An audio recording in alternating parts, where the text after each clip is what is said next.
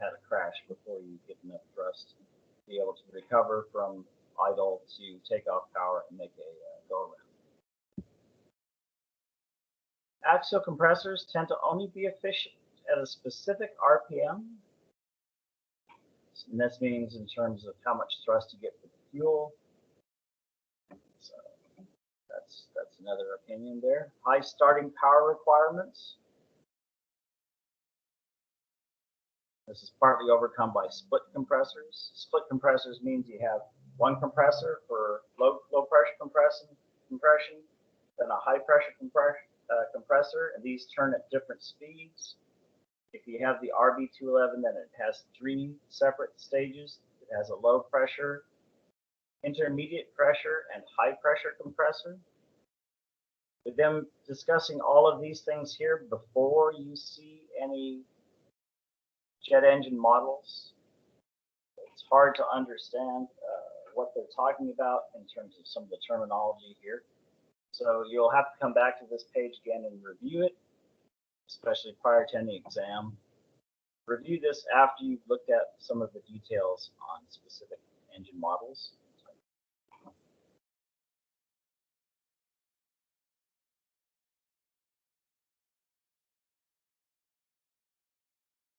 So here they are showing you the difference between a centrifugal flow compressor and an axial flow compressor engine.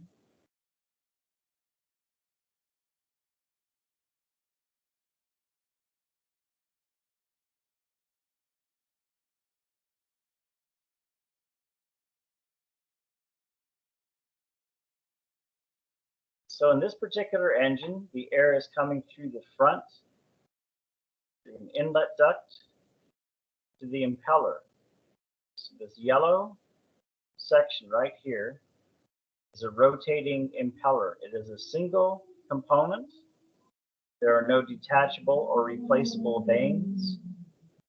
It is usually cast and machined as one part, one single impeller wheel. There's a shaft that's going through that is mechanically coupling our turbine. Both turbines, this is a two-stage as well. So this turbine wheel, single stage turbine, is coupled to this single impeller wheel, this one impeller wheel. The shaft is hollow. The second shaft here is going through, passing through this, and going to this two-stage turbine. We have 2 turbine wheels back here. Those are mechanically coupled to this forward impeller. So this would be our N1, number 1, rotating spool of impeller, compressor, and turbine. In this case, 2 turbine wheels. These wheels would have removable blades. This is our second impeller, our second compressor, and it is mechanically coupled to a single stage turbine. And this also would have replaceable blades. You could replace blades on your turbine wheels. Your impeller, on the other hand, if the impeller were to become significantly damaged, you would have to change the entire impeller. This would be done by an engine overhaul shop. You wouldn't do that on a flight line. Something like a turbine blade, if you have access to it, you could change a turbine blade on the flight line in the field. Some of these engines, it's actually very easy to change a single turbine blade if you're in the field. Changing an impeller wheel would require opening cases, splitting cases, taking it apart, and then this would have to be done at an overhaul facility that has the capability and the tooling to do this. So the air is coming to the front through this inlet duct, gets compressed by the impeller, comes through a diffuser section. The diffuser will be up here. This is creating a velocity, then a pressure rise. Then your air is changing direction and coming down to the second impeller. You're going to have friction between the air and the ducting. This is going to cause a loss of efficiency. Then you get compression in the impeller. The second impeller comes up to another set of diffusers and goes to your combustion chamber. This type of engine, it will have combustion chamber cans. The cans are arranged in a circle around the engine. So if we think of the word annular, cans are similar to a year, annual, sun going around, we go around the sun. Flat Earth people say that the Earth is flat, and that the sun goes around the Earth, but the Earth makes its revolution around the sun in 1 year.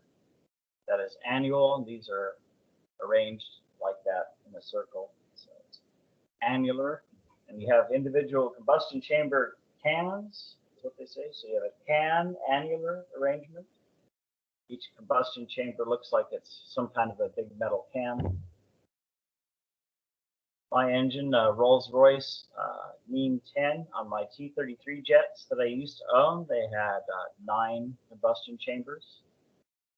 2 of the combustion chamber cans had igniters. The other 7 did not have igniters. The fuel mixes with the compressed air. You have ignition. The hot gases come back and go through the first stage of high pressure turbine, which is mechanically coupled to our second stage impeller. So our second stage impeller is coupled to the first stage turbine. Then our second and third stage turbine wheels are mechanically coupled to each other. They're bolted together. They could be on separate discs, or it could be on one metal drum called a spool. The spool could have multiple stages. Turbines generally tend to have wheels, however, separate wheels. Makes it a little heavier, but it's more resistant to heat. The wheels can carry heat away better than a spool would carry. Pardon me. Then we come to our exhaust section. So we have compression, combustion, we have our turbine section, and our exhaust section. So this is a typical 2-stage centrifugal compressor, and it has an N1 and an N2 turbine wheel. Disadvantage of the engine is because of the nature of the impeller. The engine is going to have a very large cross-sectional diameter. The engine's very fat because of the fact that these impeller wheels, in order for them to take the air, accelerate it, compress through a diffuser. This is a very wide, very large assembly. So for the amount of thrust that you're getting, it's not as efficient in terms of its width. However, for the amount of thrust you get, you can have a shorter engine. And this is the reason why APUs tend to be centrifugal flow, because for the amount of thrust that you get, you can have a very short, lengthwise, a very short engine. Also, your APU will be cheaper to manufacture because it's cheaper to make these impellers than to make separate discs with blades that go in separately. But you don't get as much thrust as you would out of an axial flow engine. This is showing an axial flow compressor, single stage axial flow compressor. I believe that this illustration may be coming from Rolls-Royce. And we have a Rolls-Royce Avon. It's a cutaway turbojet engine in our shop. And I do think that this is showing how your stages cause a convergent duct on the Rolls-Royce Avon.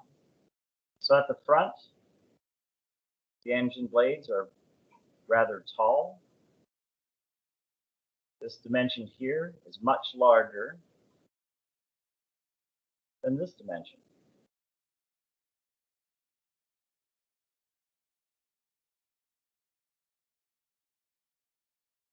So as the air flows through the engine, it's getting to be a smaller and smaller dimension here. One thing that might be a little difficult to understand is that you would think that the velocity of the gas back here would be fast, a higher velocity. You're going to have a higher pressure, but you're not going to have a higher velocity. Because the idea is, as the air is coming through here, you get a slight increase in velocity as it comes out of the back of the turbine blade. Then you go through your stator, the air slows down again. Velocity picks up just a small bit, slows down. Essentially, whatever velocity you have here, if you're flying 600 miles per hour, that 600 mile per hour gas coming in, when it comes out the back here, it's still going to be traveling at about that same velocity, but at a higher pressure. But more importantly than the pressure, a higher temperature. So at the inlet, your outside air temperature might be minus 20 Celsius. But back here, your temperature might be 650 degrees Celsius. And your pressure will be, the highest pressures I tend to see in the back end of compressors is about 180 psi. 737 main landing gear wheel and tire assembly, your tire pressure is 210 psi. So your tire has even more pressure than you have inside your jet engine. So the goal of the compressor is to create a pressure increase, but the temperature increase is very important. In both types of compressors, you have very hot gas coming out the back of the engine. And why the heat is important is because as your air is entering your combustion chamber, as I mentioned before with this, there are 9 combustion chamber cans on the Rolls-Royce Lean 10 engine. 2 of them have igniters. On your CFM56, you also have 2 igniters.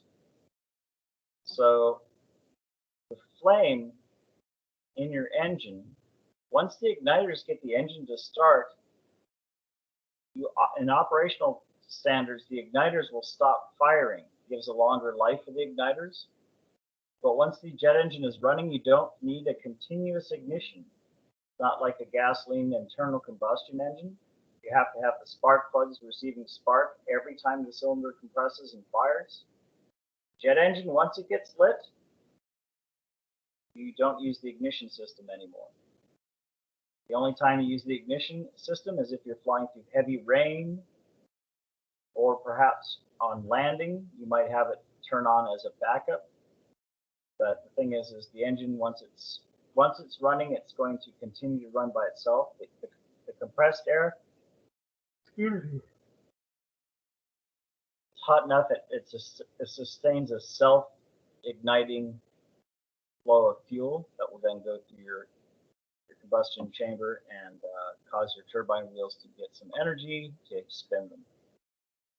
So we're showing here specific fuel consumption decreases with increasing compressor pressure ratio. So the engine becomes less efficient in terms of how much fuel you need for a certain amount of pounds of thrust. So centrifugal flow compressors are very fuel inefficient, burn a lot of fuel for the amount of thrust that you generate. So up here, specific fuel consumption versus pressure ratio. So the specific fuel consumption, it decreases with the increasing compressor pressure ratio.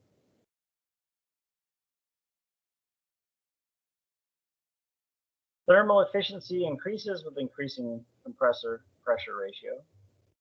So our thermal efficiency is becoming more increased with increasing compressor pressure ratio.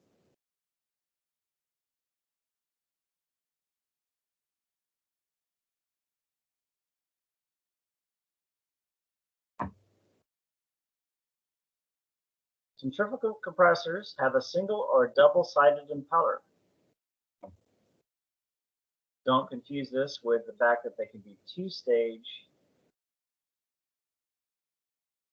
single-sided impeller.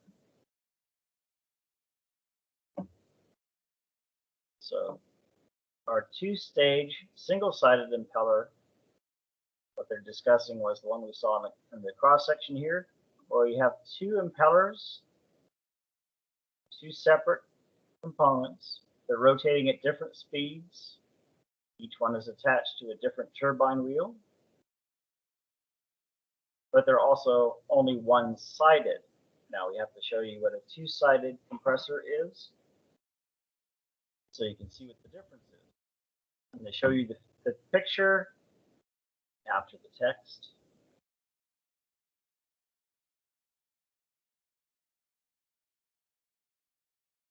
So we have a single-stage, dual-entry centrifugal flow compressor. So we have the vanes are going to accelerate the gases, comes up towards the tip, then we'll go through the diffuser. Air enters the jet engine through two sets of screens. The air flows in the sides of the engine, if you will. It's not necessarily coming in through the front, but you have screens where the air is coming down into the case, into the impeller wheel. This is all one assembly. It rotates together. As they're showing here, there is a space between the two. So this is actually three pieces bolted together. So you could change this separately from this. They're manufactured separately. This gives you the possibility, if you really wanted to, you could have a higher heat resistant alloy in the central portion of the impeller. In my T33 jets, I had this type of an engine, and if I recall correctly, all three of the pieces were made out of the same alloy. But they're three separate pieces. They're mechanically connected together. It all spins together as one unit. Also, nothing here changes angle. The angles are fixed. This is a single stage impeller, and you'll still find examples in jet engines that are built today where you'll have both types of compressor, where you have dual entry, single stage entry. Here they're showing a single stage, single entry. Air is coming in, gets compressed, gets accelerated. Sorry, gets compressed up here. So this is called the diffuser. So you're getting a 50% pressure rise in the diffuser. You're also getting a pressure rise in your impeller. There's your cross-sectional area at the front. In this case, it looks like it's almost twice the cross-sectional area in the back. So the air coming through, you're not necessarily increasing the velocity so much. It's not as much as the goal, but you're increasing your pressure, and your temperature also is increasing. Air comes in, gets accelerated up to the diffuser. The diffuser remains fixed. This is a case on the engine, diffuser case. It does not rotate. The impeller rotates inside of the diffuser case. You'll have a bearing here. Go back to the text.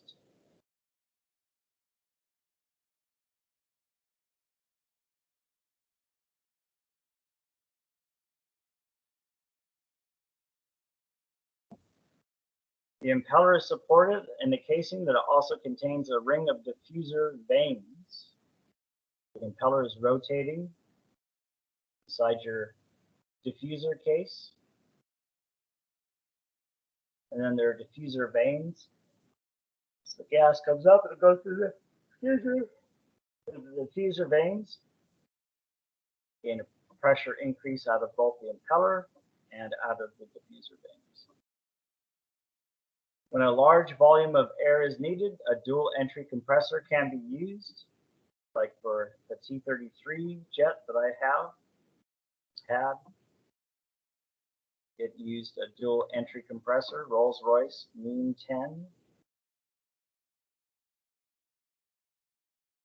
Major problem with a double entry compressor is the difficulty in designing inlet ducts that supply air.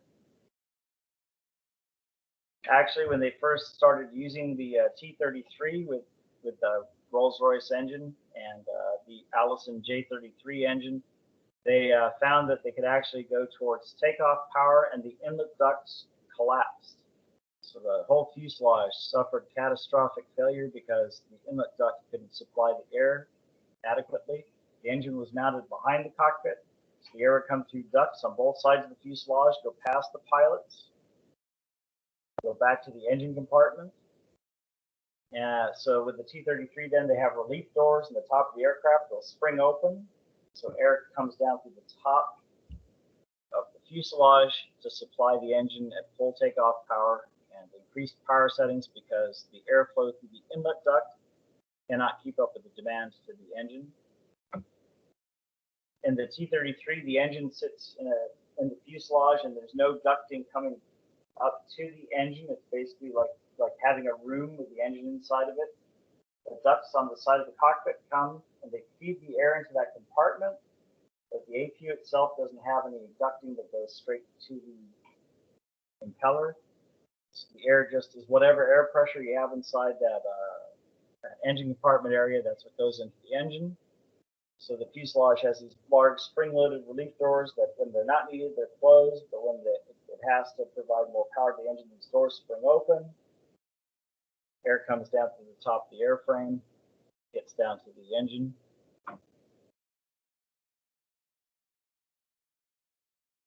The dual entry impeller is used. The airflow to the rear side is reversed in direction.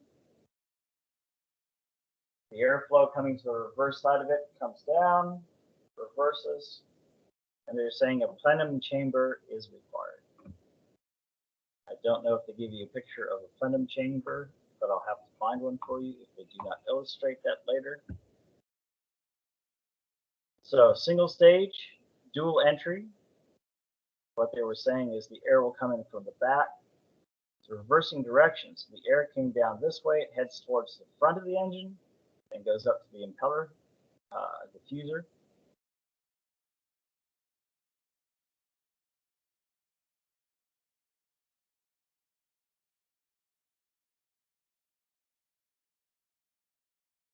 So the air coming into the front does not change direction. It comes in, gets compressed, comes upward to the diffuser. The air in the back, however, the air in the back has to come around and then go forward, get compressed, go to the diffuser. So the airplane is flying in this direction, but air is going to have to come in this way, heading back opposite the direction of flight, go up, get compressed, go through the diffuser section. Single stage doesn't have this. The air just comes in front, takes this 90-degree turn, goes up to the diffuser section.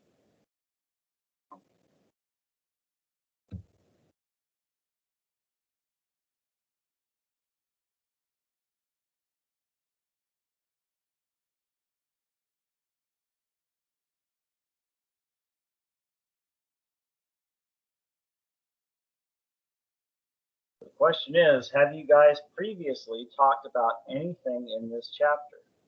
Yes or no? Yes, no? Have you guys seen this before? Did the director talk to you about these pages? Yes or no? Anybody? Yes or no? Does anybody speak English? No, you've never seen this before? Yes, teacher. The other instructor already talked about it. Yes or no? Anybody awake? Anybody there? No. No, okay, good. Because I don't want to waste time talking about this if he talked about it before. because I've got things that are much more interesting that we could talk about, but unfortunately they may not make much sense if I don't cover this first. So no, you did not see this before. Anyway,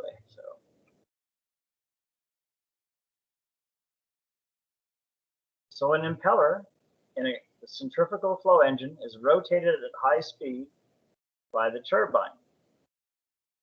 Mind, they are mechanically coupled together. They're going to rotate at the same speed. Air is continuously induced into the center of the impeller. So the air is continuously coming into the impeller, going into become compressed.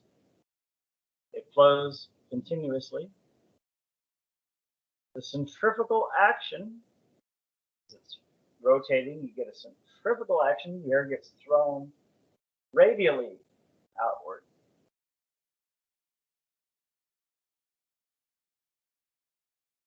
Along your vanes to the impeller tip.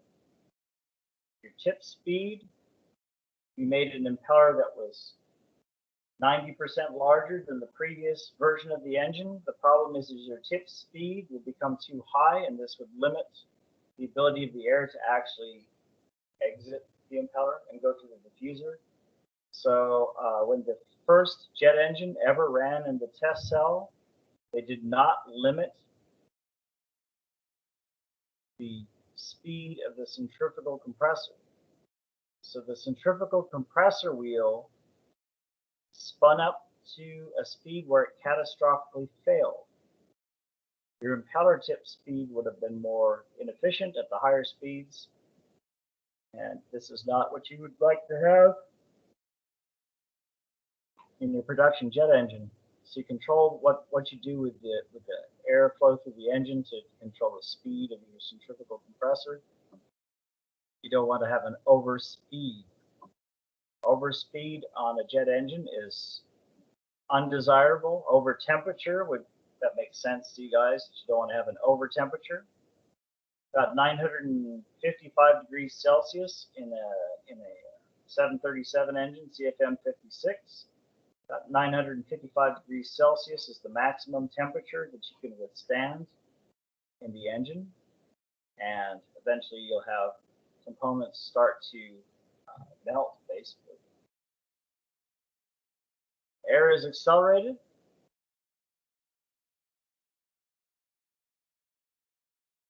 And a pressure rise occurs. You get an increase in pressure with your centrifugal flow compressor. Engine inlet duct may contain vanes to provide an initial swirl of the air entering the compressor. So you may want to take the air that's coming to the engine and have vanes to change the airflow of the air before it enters the engine. So that's part of your induction system. The intake duct is an induction system. T33 has no, the inlet ducting that they have stops about this far, maybe 3 feet in front of the actual jet engine. So they don't use any intake duct vanes on a T33, but some other things like an APU may swirl the air before it comes into the compressor.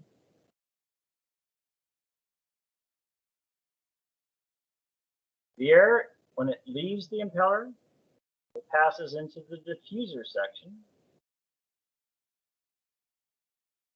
and the passages form divergent nozzles that converts most of your flow energy into pressure energy. So you're not looking for a velocity increase in your air. You're looking for a pressure increase.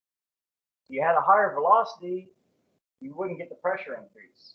So the divergent nozzle slows the velocity down, increases the pressure. These can be difficult things to understand in terms of your physics, your confined gas laws, and so on and so forth. But the goal is not to create an increase in velocity. Your air does increase in velocity at each stage, but then you want to slow it down again. You want the pressure to increase. You trade off that increase in velocity for increase in pressure. Increase in pressure also gives you an increase in temperature. So the air that flows through a military jet engine flying at 2 times the speed of sound, that compressor, as the air goes through, you don't want the air velocity to be changing from the front of your compressor to the back of your compressor. If you have rapid changes in the aircraft angle, speed, so on and so forth, your engine is not intended to change velocity. You want the velocity to keep going through at the same pace. It's even said by a lot of people that simplify things, these type of classes. If we have a turbine engine and we're flying, airflow that's going on the outside of the engine, the 2 molecules go through. The molecule that goes through the engine will basically exit to this point at the same velocity. Now, once in your exhaust section this doesn't work anymore, you'll have a high velocity of gas exiting out the engine. But at least as it's going through, they stay pretty much parallel to each other for most of the journey, but not as it exits the turbine, because now you're going to use your nozzle in the back of the exhaust section. You're going to increase the velocity back here. So a convergent nozzle will increase velocity. A divergent nozzle will decrease your velocity. So here we have a convergent nozzle. We're taking this cross-sectional area at the back of the 3rd stage of this turbine, and we're squeezing the air down so it's converging. That'll increase the velocity. So at the back end of the engine here, you will have an increase in velocity. You're also going to generate an increase in pressure.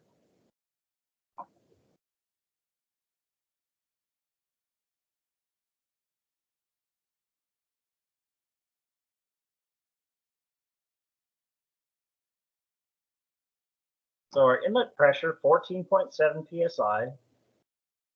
Standard day, 55 degrees Fahrenheit, 53 degrees Fahrenheit, I can't remember. Somewhere in the 50s. It's actually pretty cold. You wouldn't get that on a standard average day in lots of the world. But then standard day is considered to have 14.7 psi at sea level. So here our outlet pressure is 58 psi. And in this diffuser, we achieve 175 psi. So here we've compressed from 14 psi to 175 psi. This is a very good increase in our pressure. So we've achieved an increase in pressure. We've also increased the temperature. But we're not really concerned about an increase in velocity. If we had a huge increase in velocity, we wouldn't have the increase in pressure. And compressor. The idea of compressor is not to create fast-moving gas. You want to increase higher pressure. But as you go through each stage of compression, you may be increasing the velocity in the compressing portion, the impeller or your rotating blades. But then as you go through your stationary diffuser or stationary stator vanes, you're creating an increase in pressure. You're slowing the gas down, increasing the pressure. If you let the velocity just continue, then it wouldn't be efficient. You wouldn't be getting this goal right here, which is your increase in pressure. Then if you have this 175 psi air that's coming into here at the elevated temperatures that you have, combustion will sustain itself without using an igniter. You have a nice, crisp, even flame. You'll have an efficient, happy turbine engine. In your diffuser section, the impeller is rotating. And then you have these diffuser vanes. There's the diffuser section, which is fixed. The impeller is rotating. They're discussing the tip clearance. They show tip clearance between the rotating impeller. This is a rotating impeller wheel, and our stationary diffuser. So there's a tip clearance here. You do not want to have a huge tip clearance. You want to have this be a minimal dimension, so it's more efficient. This you cannot adjust on a centrifugal flow engine.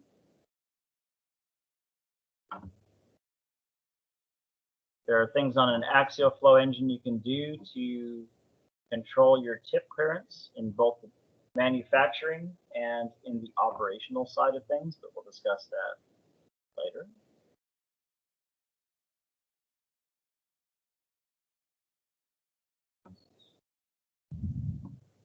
The construction of a compressor, you have an impeller,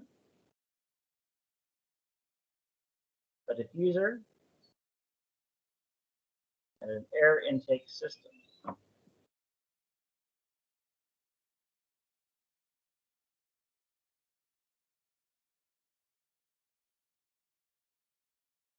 This is probably better done if they would have the pictures first and then the text. So the rotating impeller,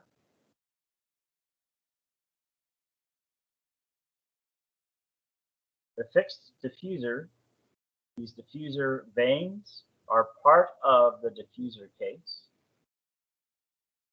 So the rotating impeller takes the air, presses it, accelerates it, then the air goes through the diffuser. So 50% of your pressure rise will come from your impeller, 50% of your pressure rise comes from your diffuser.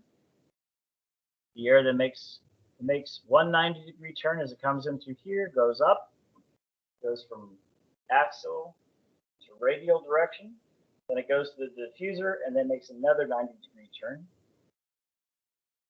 The air is going to come in here and go up this direction and then go this direction. So these changes in direction of the airflow limits its efficiency. So the air is coming into the impeller, gets compressed, accelerated, comes up, and goes to the diffuser. The impeller is rotating, the diffuser is stationary. This is the diffuser case with diffuser vanes.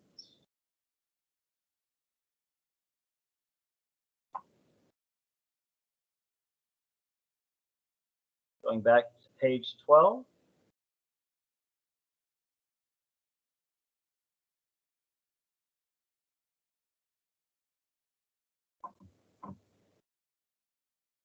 The impeller shaft rotates in ball bearing. It has ball bearing and roller bearing.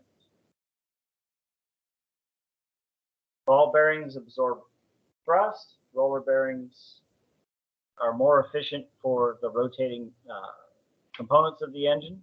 Ball bearings help to absorb the thrust of that the compressor and turbine want to come out the front of the engine, so they absorb thrust loads, and roller bearings absorb the radial loads.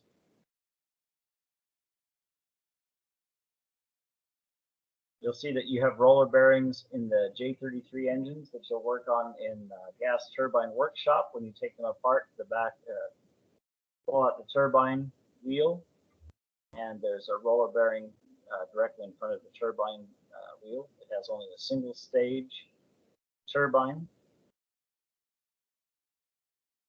Your ball and roller bearings are either common to the turbine shaft or split in the center and connected by coupling. This split in the center and connected by coupling, I don't think that they're going to show you what they're talking about. But if you took the combustion chamber nozzles out of the centrifugal flow turbojet engine, you could then reach down into the engine, and there's a pop button you can press and release, and then you can unlock the turbine shaft, and you can pull the turbine shaft out with a turbine wheel, and then you have the forward part of your shaft that goes forward to the impeller, so you can uncouple this, pull it out, do a hot section inspection, put it back in again. This split in the center and connected by coupling, they're most likely talking about Rolls-Royce engine, like the RB211, sorry, the Mean 10 which is the RB41. Lean 10 engine for the T33 was called RB41 as well. And most of your lecture notes here, it seems like a lot of this, all of the illustrations are Rolls-Royce engines, which is good because we have the Rolls-Royce Avon and we have the RB211 engine in the shop that you can actually work on.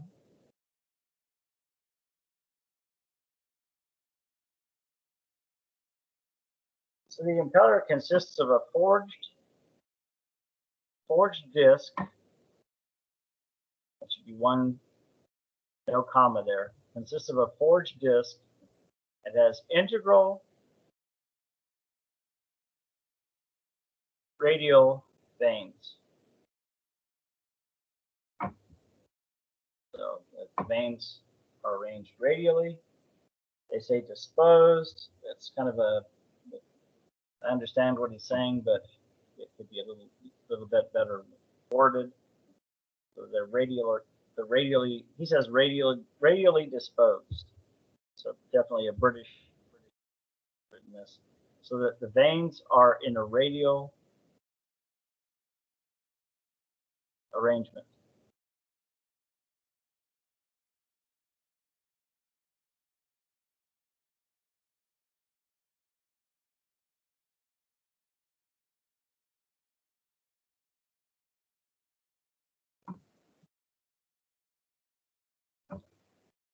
It forms a convergent passages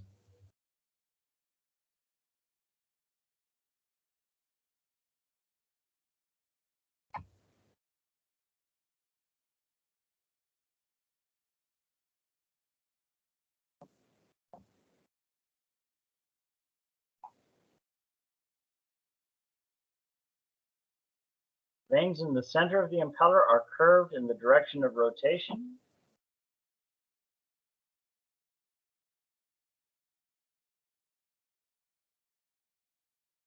Curved sections may be integral with the radial vanes or formed separately. For ease of manufacture, what they're trying to discuss there is this.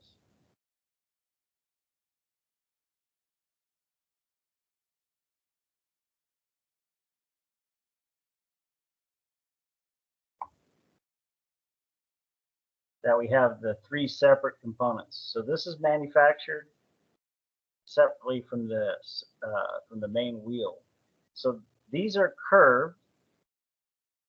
This is primarily straight. This airfoil section, mostly straight. This section is curved. So it's easier to manufacture this. There should be a split line showing on here. Is that this section is separate from this section. So from right about here to here, this is one piece, one gigantic spinning wheel, impeller, and then these sections are manufactured separately. Makes it cheaper to manufacture, makes it possible to manufacture that curved section.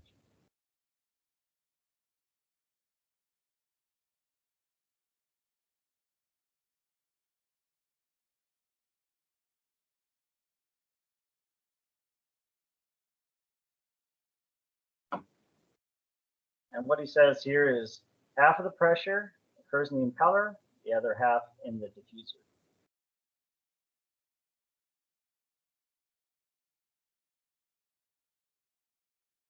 So your tip speed, 1,600 feet per second tip speed, is basically they're saying that is the efficient speed for an impeller. If you wanted to make one that would spin at 3,200 foot per second, then you wouldn't have the same velocity pressure characteristics. Eventually what would happen is that the materials would fail as well, and you'd have a catastrophic engine failure.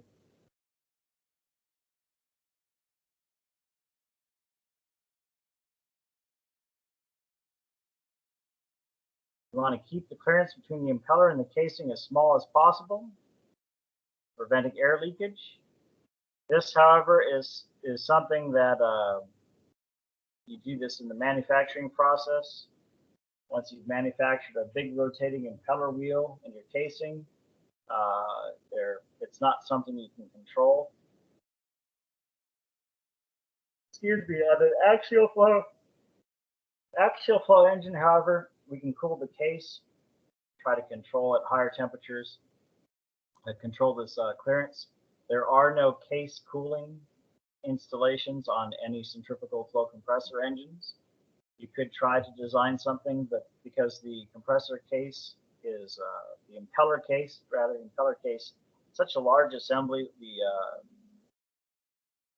difficult to find some kind of a case cooling to where you can control tip clearance during operation. So it's a function of your manufacturing and your design, how much clearance you'll have between the tip of the impeller.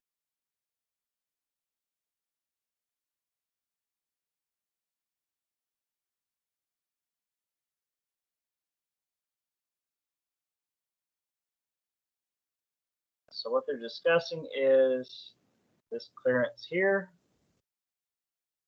between the impeller, the rotating impeller, and the case. This dark gray is your diffuser vane. This lighter gray is a diffuser case.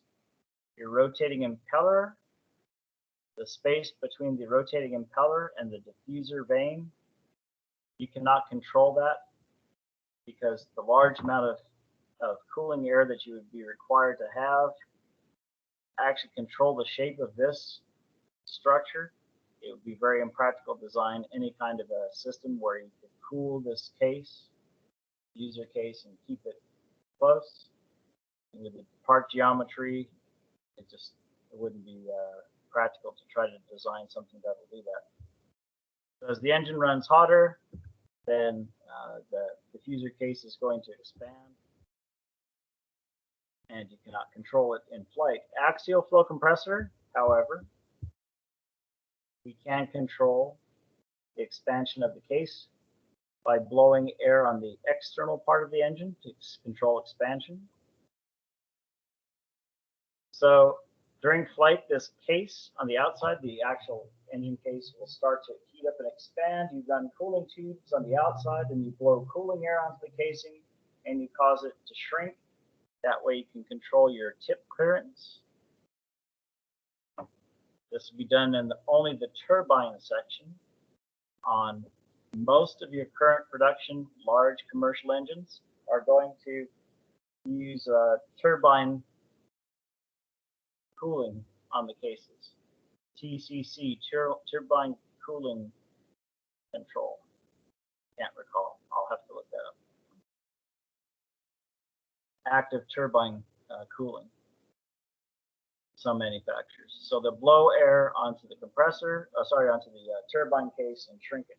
So in the compressor section, you could, in theory, as well do the same thing. You could have a cooling manifold on the outside, because back here you would have fixed stator vanes. Up here you have variable stator vanes. You could install a cooling manifold and put cooling air on here, cause the case to shrink, but I don't know of any in production service engines that actually do that. But you do control the tip clearance on your turbine on most axial flow turbine engines.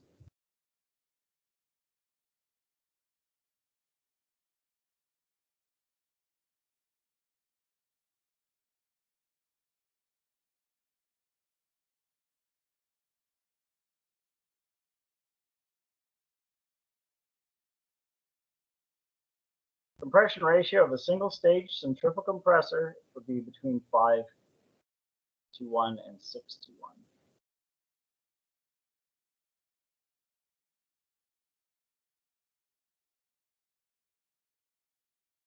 Recent developments have produced compression ratios as high as 10 to 1 from a single stage centrifugal compressor.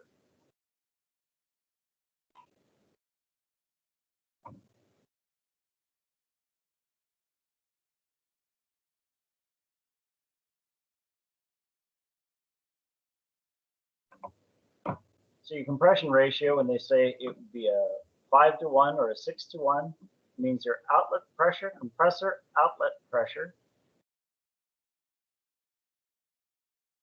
is 5 to 6 times greater than its inlet pressure. If you have 14.7 psi on a standard day, atmospheric ambient outside pressure, you're going to compress it to 5 or 6 atmospheres, 5 or 6 times the pressure that you have outside.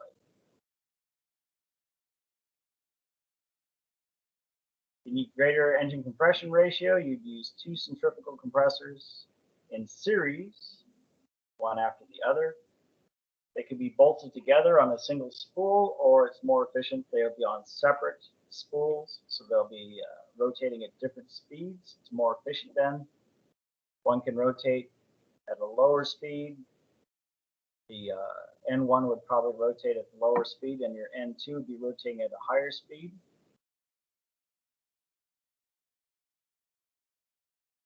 And they state that it's not practical to use more than 2 centrifugal compressors because you would have excessive impeller speed, and centrifugal loads would be very high as well.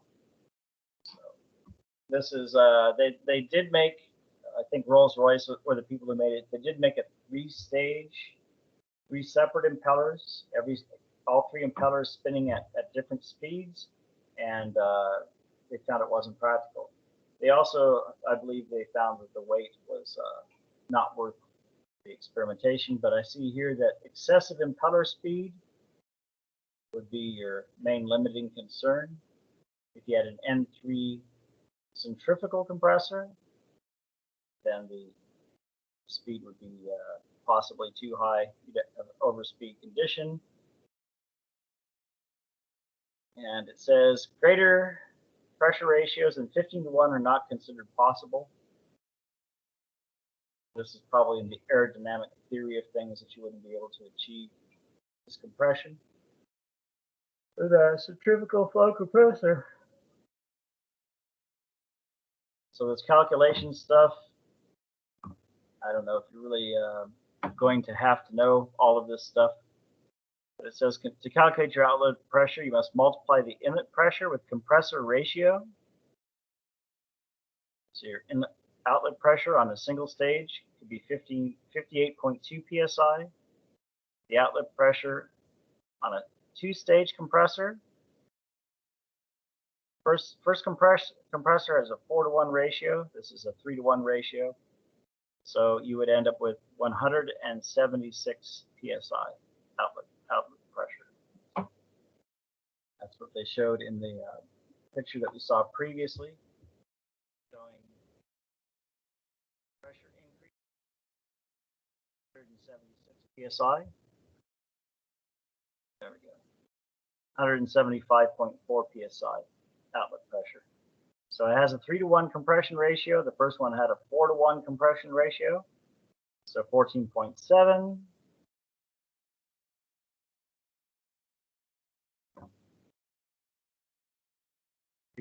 If somebody asks you for some strange reason what your pressures would be, given the outside pressure is 14.7 on a standard day, 4-to-1 compression ratio on the first stage will give us 58 psi. Second stage, if it's a 3-to-1 efficiency compressor, you would get 175 psi. So 4 times 14.7 gives us 58.8, and 3 times 58.8 gives us 175.4.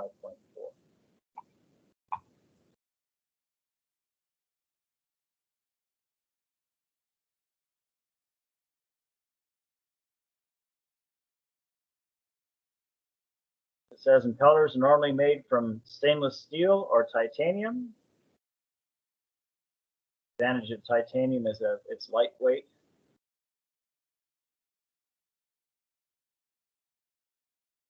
But more expensive.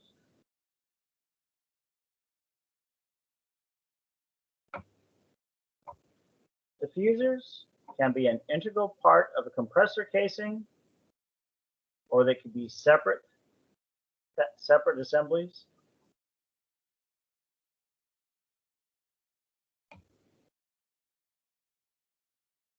So if it's a separately attached assembly, it means your diffuser vanes, you could change them separately or it could be part of the casing. You could also have diffusers that you could attach to a casing that are separate. The casing itself might just be here, and then the diffusers, you could bolt them on externally. The engine I had, it had an integral compressor casing. The diffusers were built into it.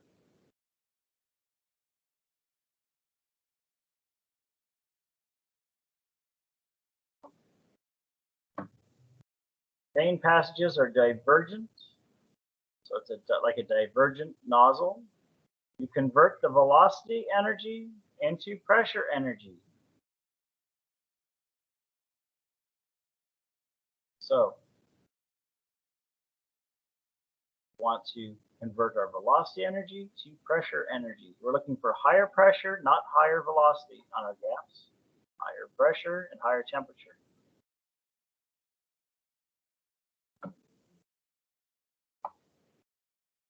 So the clearance between an compressor and diffuser is important. Too small of a clearance, you'll have aerodynamic buffeting impulses. Lovely. You have unsteady airflow and vibration. And again, this is something that you're not going to be overhauling centrifugal flow engines. You're not going to have any control over this. It's not something you'll do in the field.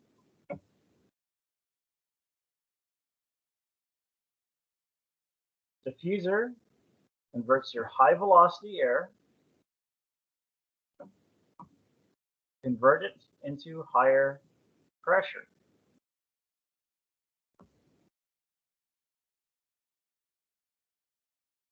You're converting your kinetic energy, velocity, into potential energy, pressure.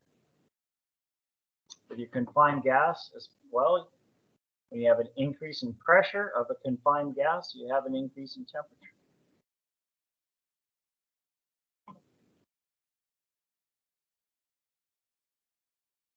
So you have a front diffuser or shroud.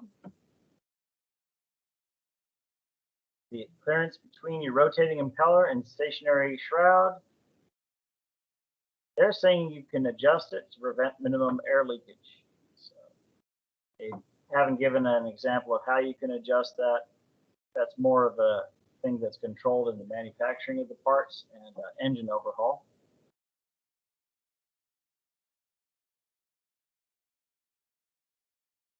You do not want rubbing.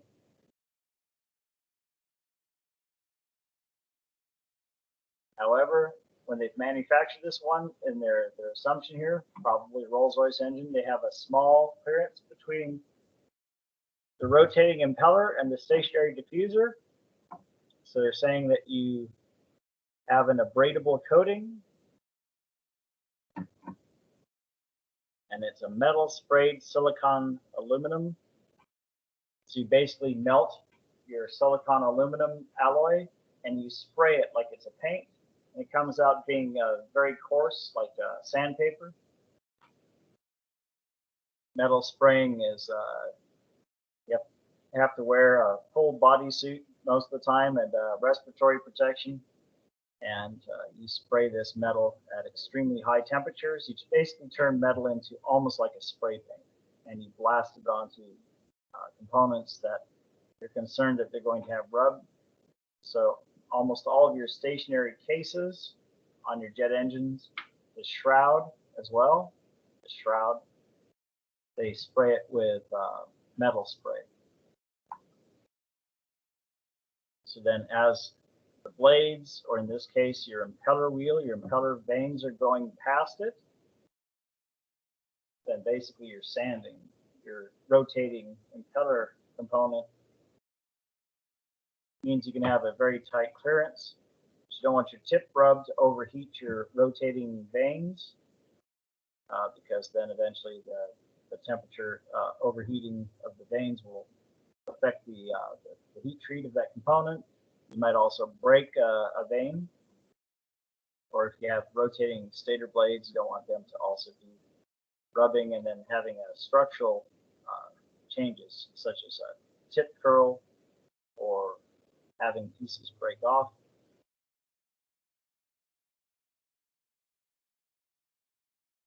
Compressor manifold. Manifold is an air collection chamber, and it is often, not sometimes, very, very often, this is called the scroll. So compressor scroll, you're going to hear that term very often. Jet and compressor terminology for centrifugal flow compressors. Most of you will never see a pure centrifugal flow jet engine, besides perhaps an APU. Even a lot of the APUs, they use a combination of centrifugal and axial flow. A couple stages of axial flow and then a centrifugal flow compressor. This will be something when you look at the Allison 250 engines or helicopter engines, you'll be able to see a combination of centrifugal and axial flow.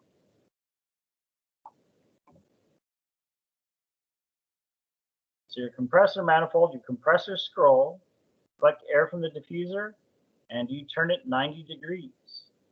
Then you have cascade vanes. In a manifold elbow, and you have the air then going to the combustion chamber. Now, to be able to see what that looks like, that will be here. These elbows on the end here are your scroll, compressor manifold.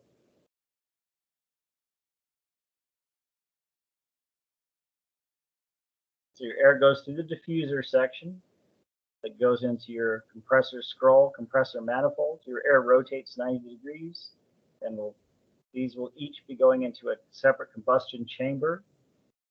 Your air goes from your impeller through your diffuser. The diffusers are inside here. These, in this case, these diffuser vanes, they're inside here, and your air will go through the compressor scroll, rotate the direction 90 degrees. You're trading your velocity energy for pressure energy. So you're changing your potential energy into you're changing your kinetic energy into potential energy. Kinetic energy, velocity, you're converting into potential energy. You're changing your velocity, kinetic, into pressure, potential energy. It is break time. Why don't you guys take a break? Enjoy break time. Wake up and take a break. 20 minutes.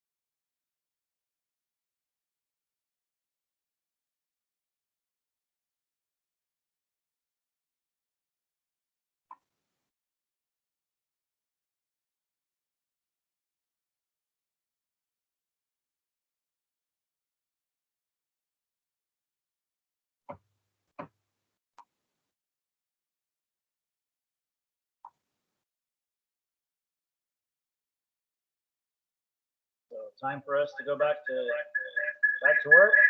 Wake up.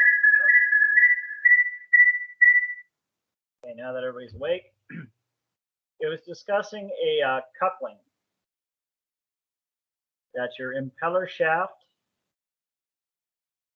In this case, they were talking about the shaft being either they could have a solid shaft, or they have one that's split in the center, connected by a coupling. So in the case of this particular engine design, centrifugal flow engine, like on my T-33 aircraft that I had, you take combustion chambers off of the engine. You could reach down into the center part of the engine, and you have the shaft where your impeller wheel is turning, and you have your high pressure turbine. You can reach inside, and you can uncouple the two and take it apart. I'll show you an example of this that Rolls-Royce carried this over into the Rolls-Royce Avon. So we have an axial flow engine in our shop where we can get down into the center of the engine and we can actually uncouple, so we can remove the high pressure turbine and the turbine wheel, take it out of the engine and replace it if we had to in the field. We could do that rather easily on the Rolls-Royce Avon engine, the Rolls-Royce Avon. Remember, the one in the big hangar is Rolls-Royce RB211. Some of the newer jet engines that you have, you hear about Rolls-Royce Trent. Rolls-Royce Trent legally is still RB211, even though the Trent 500, the Trent 800, the Trent 1000, these engines, when you look at them, there's nothing interchangeable with our RB211 that we have, but you still have the same basic architecture in terms of how they constructed the engine so that you can have three separate spools. So this coupling, I will show you an example of the coupling.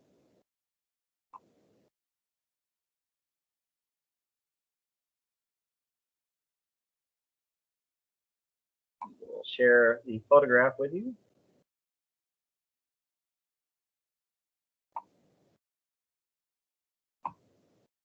So this is Rolls-Royce Avon. This is an axial flow engine.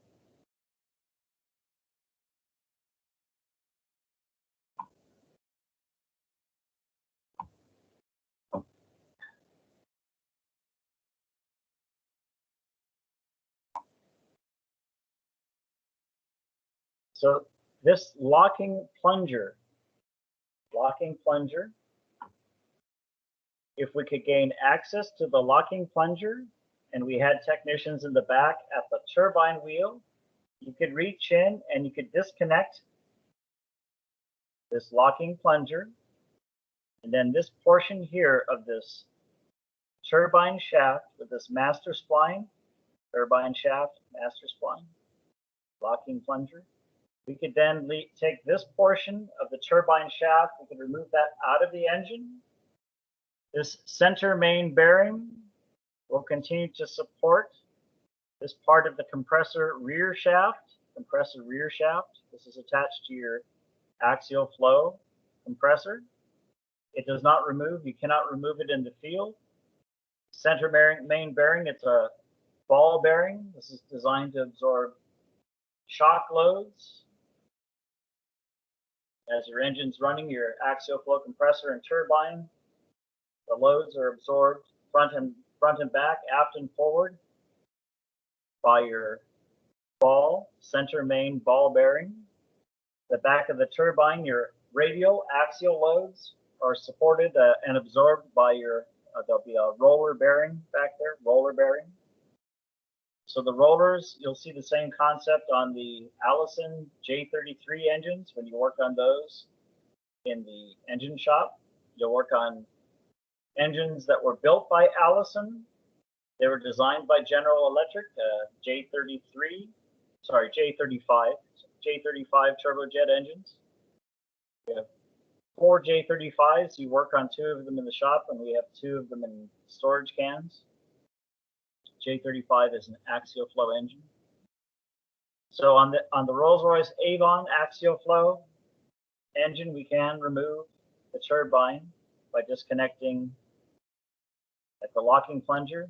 It's a quick disconnect.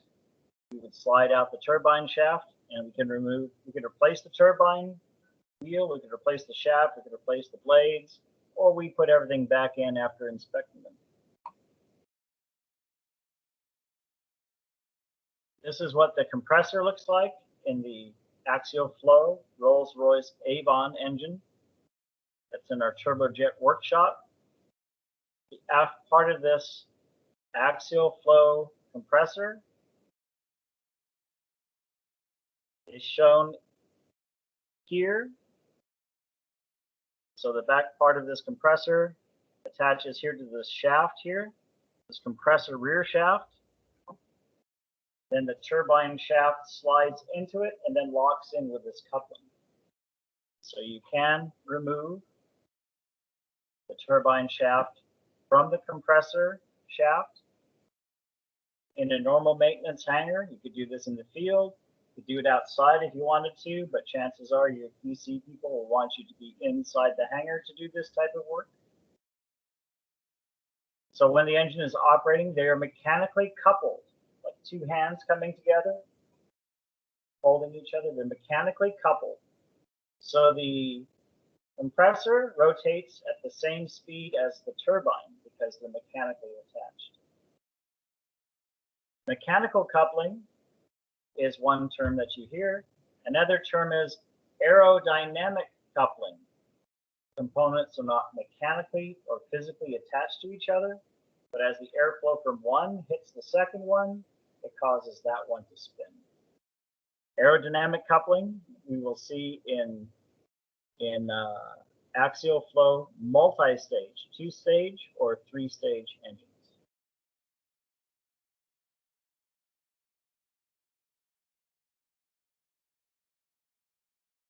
This book, Avon 524, harder to see because the quality of the original book was not quite so good. Here we have rotating compressor blades, stationary stator vanes. Stator vanes are mechanically installed into the casing of your compressor case. They do not rotate, but you can replace them. If you split compressor case halves, you can replace these individual vane segments. Vane segments may have more than one vane attached, stationary vane. In this case, each stationary vane is an individual component. Some engines you may manufacture, so you have 2 or 3 vanes that are all part of, or even more in General Electric. You have some where there are several vanes, maybe 5, 6, that are all part of one assembly. You can change the entire assembly together. In this case, each stationary vane is separate from the adjacent stationary vane. They sit inside these grooves in the case. And this is an axial flow engine. This book is uploaded into Microsoft Teams in our files. The file name is Rolls-Royce Avon 524B GenFam, Malaysia. It's 317 pages.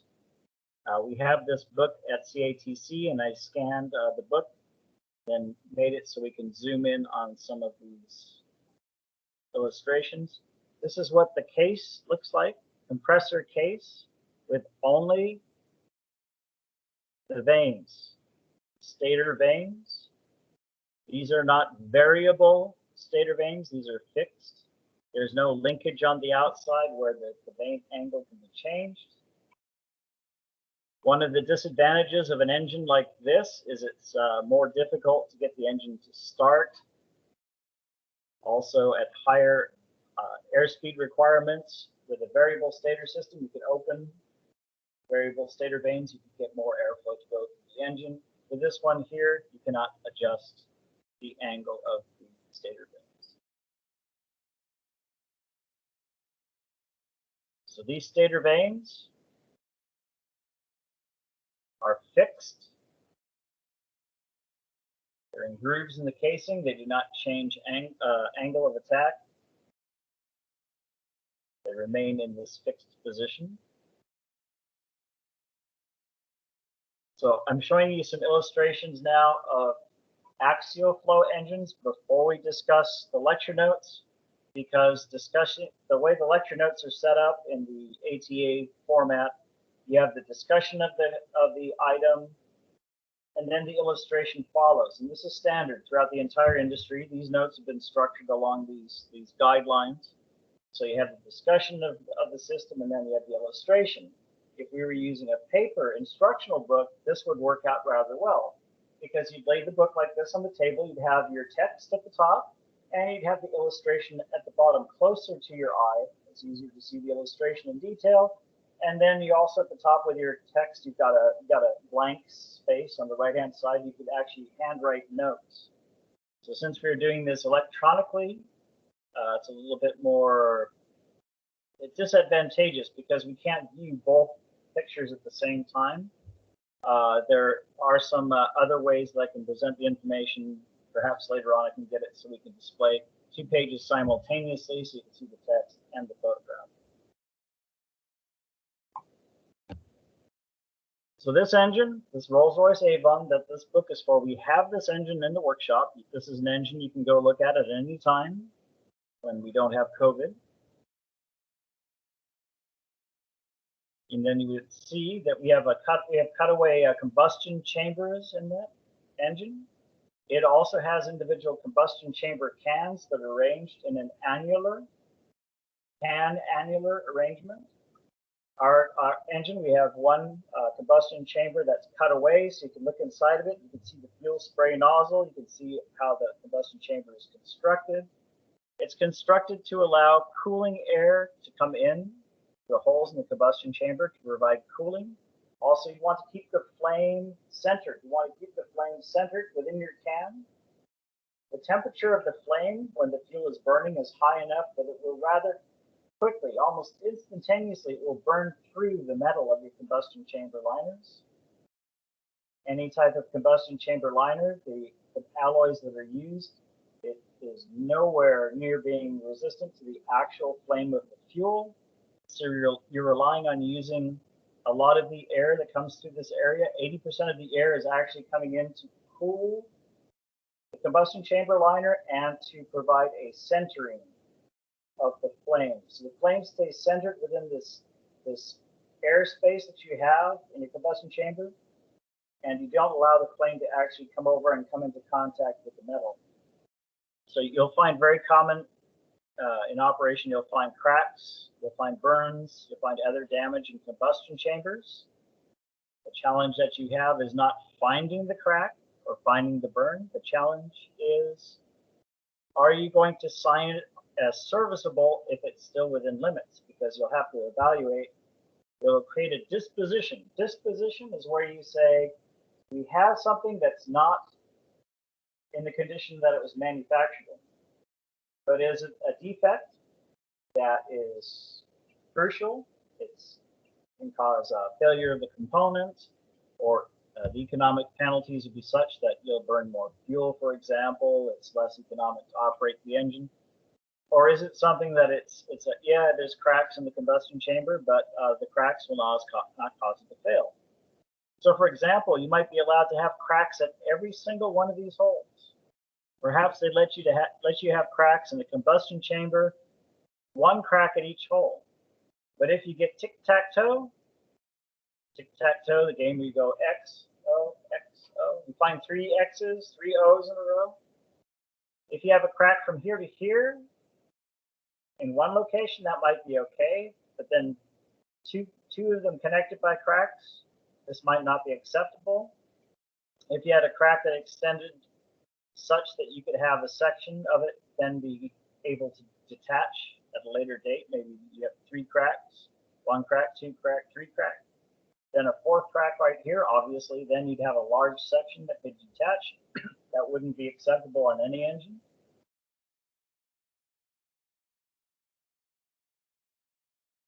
I used to do 2 bore scopes a day at General Electric for almost 1 year. That's almost all I did was bore scope engines and then repair damage or disposition the engines.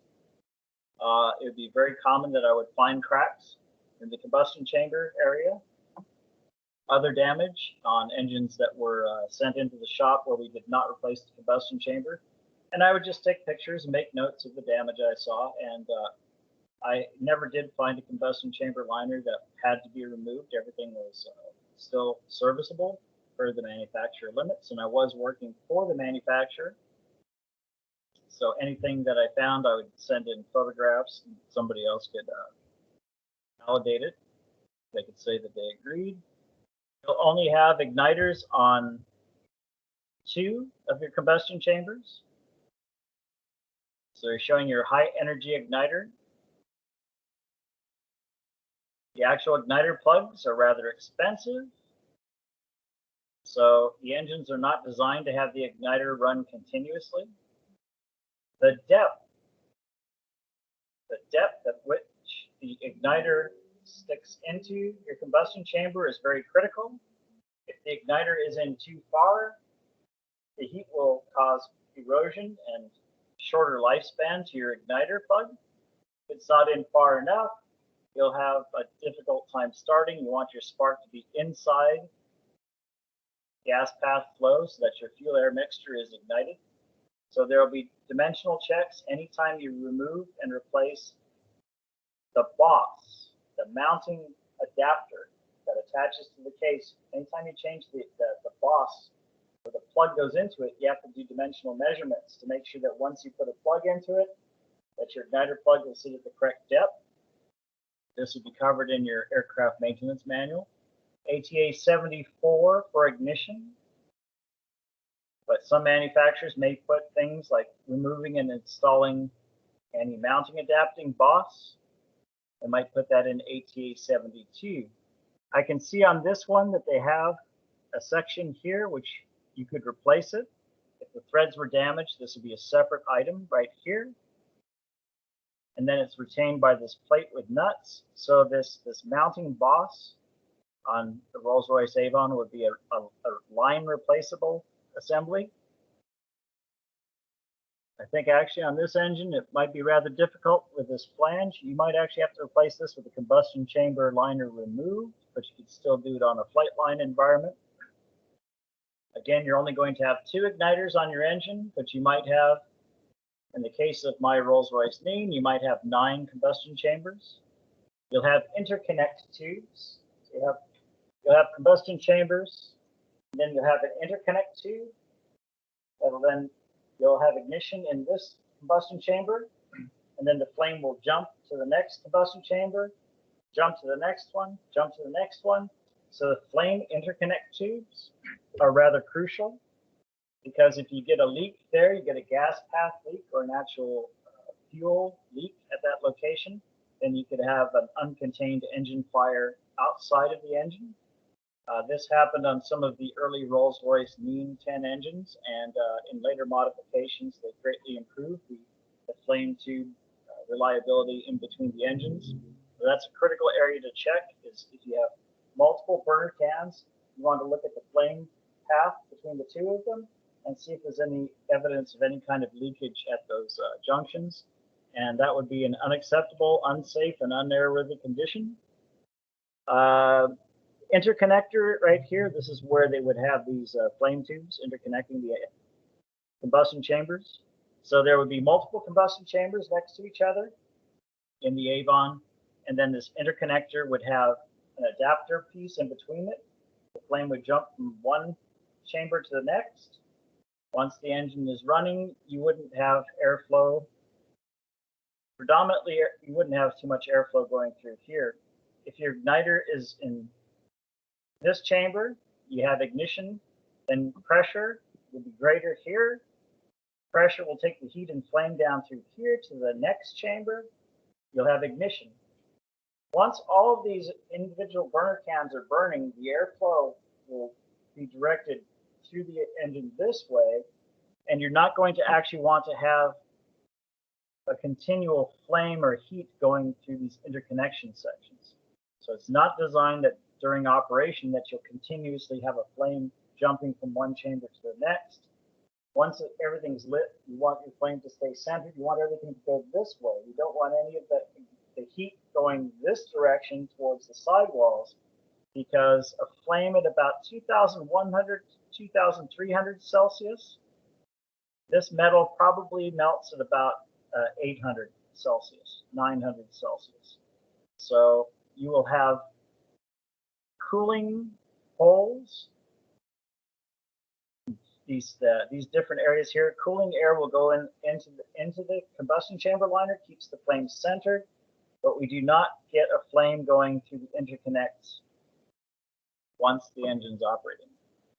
If you have any kind of gas path leakage or anything here, it could create a pressure differential such that then some of the flame can then start to come through here and then out to that leakage.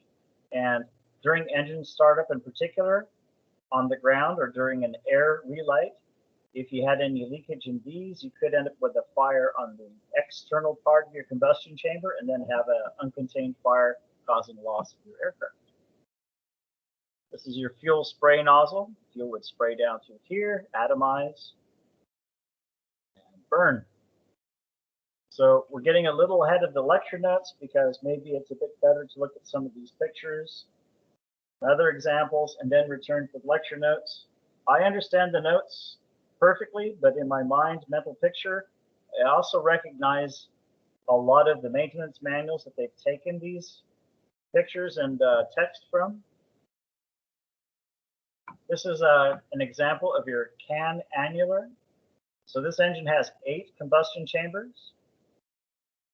So number 3 and number 6 have your igniters. When you're starting the engine, number 3 and number 6 will have a flame first. So you'll have fire in this one, but in number 7, number 5, you won't have fire yet. You'll only have fuel and air atomizing, fuel and air. Your number 6 and your number 3, since you're using these to start, and you want them to start rather quickly at low engine RPM, because your starter's turning the engine at very low RPM. Your airflow coming through, you're getting an increase in pressure, getting some increase in temperature, but you don't have very much volume going through. You have a different type of nozzle at number 3 and number 6, fuel nozzles, because you're going to have a different fuel spray there. You want to get a quick light off, an efficient type of flame. Your fuel spray nozzles for number 3 and number 6 are going to be different part numbers than number 5, number 4, number 7, 8, 1, and 2. They will not be interchangeable. Some engines you may also have a separate fuel supply so that you guarantee that you get more fuel spray through this. And they do that through the manifolds on the outside, the type of fuel delivery that you get to your spray nozzles. You want to get them lit off. Once you have fire here, you get your ignition, you get combustion, then the flame will jump in these interconnect tubes. So number 6 will start number 5 and number 7. Number 3 will start number 4, number 2. If you have a bad igniter, you'll still get the engine to start, but now it's got to jump 4 to 5 to 6 to 7 to get it to start, 2 to 1. That's number 3 to number 2, number 1, number 8, number 7. So if you have only one igniter working, it's going to be slower for it to start. Your temperatures will also be higher on your indicated temperature for your start because it's not going to be as quick and efficient as you want it to start. This is a rather nice thing that Rolls-Royce put the igniters here and not in the bottom cans. Rolls-Royce name, they put the igniter, they have 9 cans in the Rolls-Royce name. So you have 9 arranged cans. They put one igniter at the top. They put one igniter in the very bottom. So you have one fuel can at the bottom of the engine down here, and the igniter plug is in the bottom. So if you have multiple start attempts and it doesn't start, you're throwing fuel into the engine, but then it settles in the bottom of the combustion chamber on top of your igniter. So then the very bottom igniter on Rolls-Royce Nene on the T33 that I have, centrifugal flow engine, the bottom igniter plug would always get very wet, and then sometimes I wouldn't be able to get the engine to start because the one igniter at the top couldn't really get it to light off. So I had a lot of fun removing my lower igniter, cleaning it of the excess fuel, letting the burner can dry out, and then try to start the engine again. Centrifugal flow turbojet engines are historically much harder to get to start than axial flow turbojet engines. It is one of the big drawbacks of having a T33 jet is getting the engine to start. Luckily, they've designed a lot of things in the engine that it's not true FADEC control, but they've done some things that help prevent the pilot from over-temping the engine on startup. But with the American T33 engines, they don't have this, so it's very easy to over-temp centrifugal flow engine. The Allison J33 centrifugal flow turbojet, it's much easier to over-temp on startup. So this combustion chamber, it has an inner shield here. It's protecting the aircraft from the combustion chamber. Cooling air goes along underneath to the intermediate casing, keeps the engine cool. Try to isolate the heat into the centering the flame by putting air into this area right here. And then the air bleeds into holes and passageways on the combustion chamber liner. Helps to prevent the combustion chambers from overheating and from cracking. You'll get to see those when you do gas turbine workshop.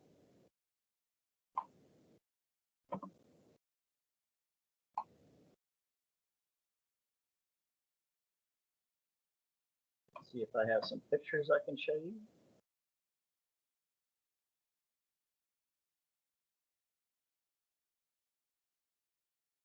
Is everybody having fun? Are there any questions? Is anybody awake? You do realize there'll eventually be exams, there'll be tests on all of this fun stuff someday?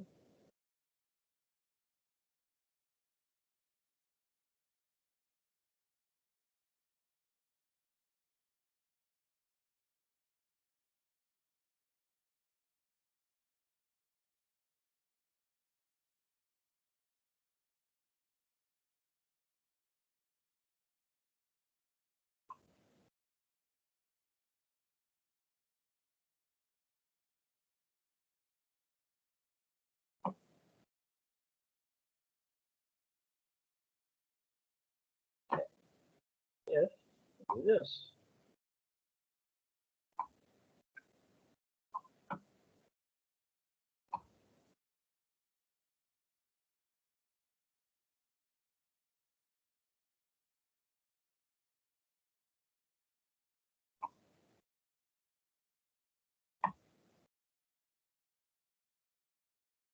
Much better.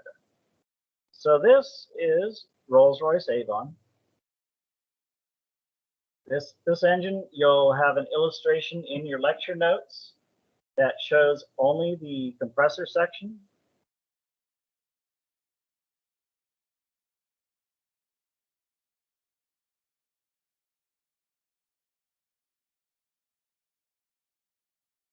This you see the mouse moving on through? Yes, okay. So now you can't really see. It's there's a bleed air duct on the outside. This kind of a zigzag, looks a bit like a Z. Tell you what I can do. I can do this. This right here, if you can see the yellow line going through here. This right here is bleed air for de-icing, taking air from the back of the compressor. You're bringing it up forward to de-ice your inlet of the engine. It's a little distracting, but that's not important at this time. We're not interested in that.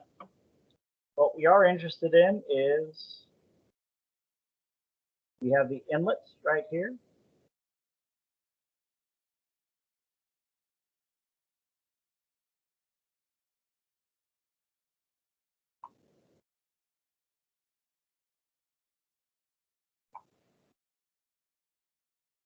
There we go. Air is coming in through this inlet.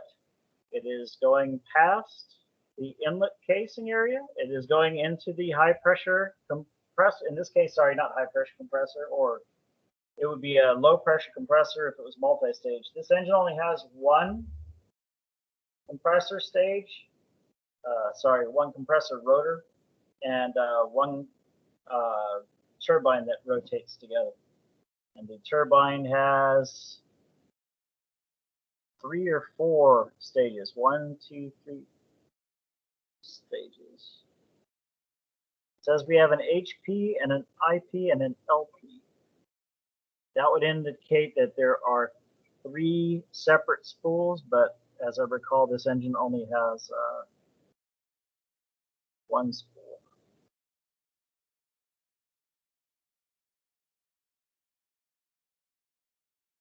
So our air comes through the compressor, goes through 15 stages of compression.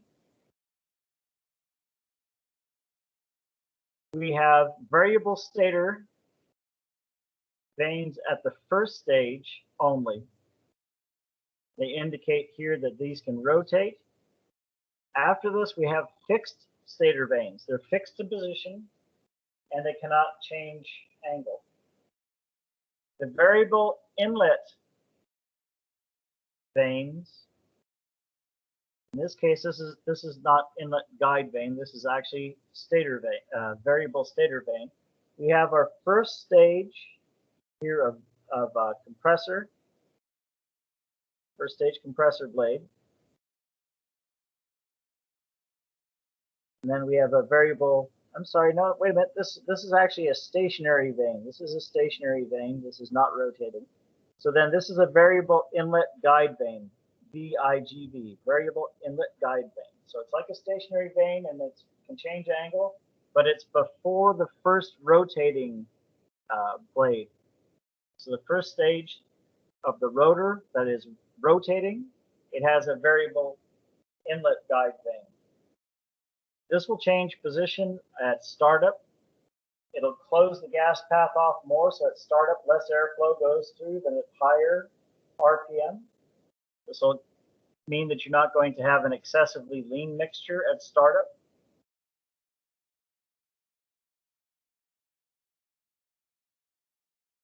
Out here, these are bleed vanes, bleed ports. We have air coming from our 8th stage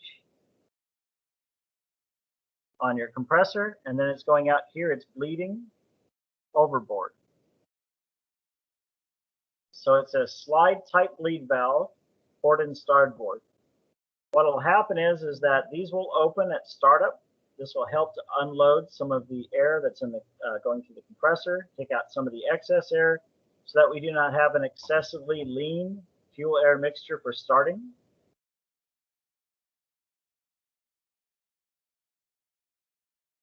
This is our combustion chamber right here. There are 8 combustion chamber cans on the Rolls-Royce Avon. This is our anti-icing duct right here. So we take the duct air for anti-icing, we route it towards the front of the engine so we can de-ice the inlet. The coupling we were looking at earlier is here. This is where the coupling is. So we can take out the high pressure rotor shaft. We can take this section out right here. We can remove the high pressure turbine shaft,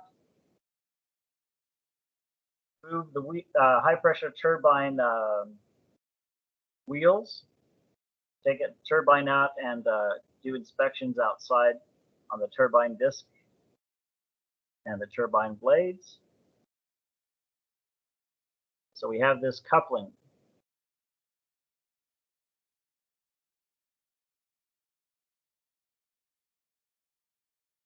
Right here.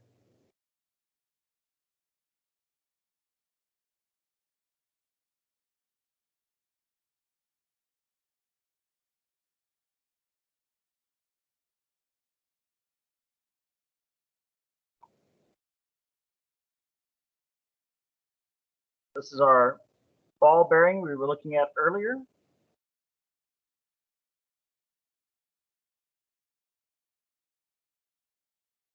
So right there is the ball bearing. We saw that earlier in the picture of the coupling. There was the ball bearing. This absorbs thrust loads, loads that are going mostly towards the front, but also towards the aft. So we're supporting the rotor of the high pressure compressor, your turbine, you're absorbing all of the loads here with this ball bearing.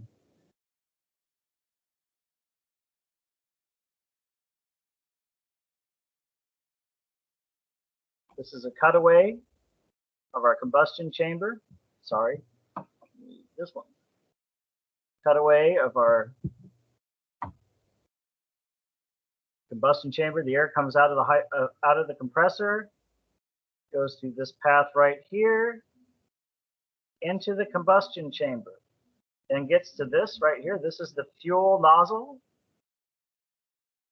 Fuel air mixture ignites, and the gases stay centered and go out the back of the combustion chamber and then into the turbine section.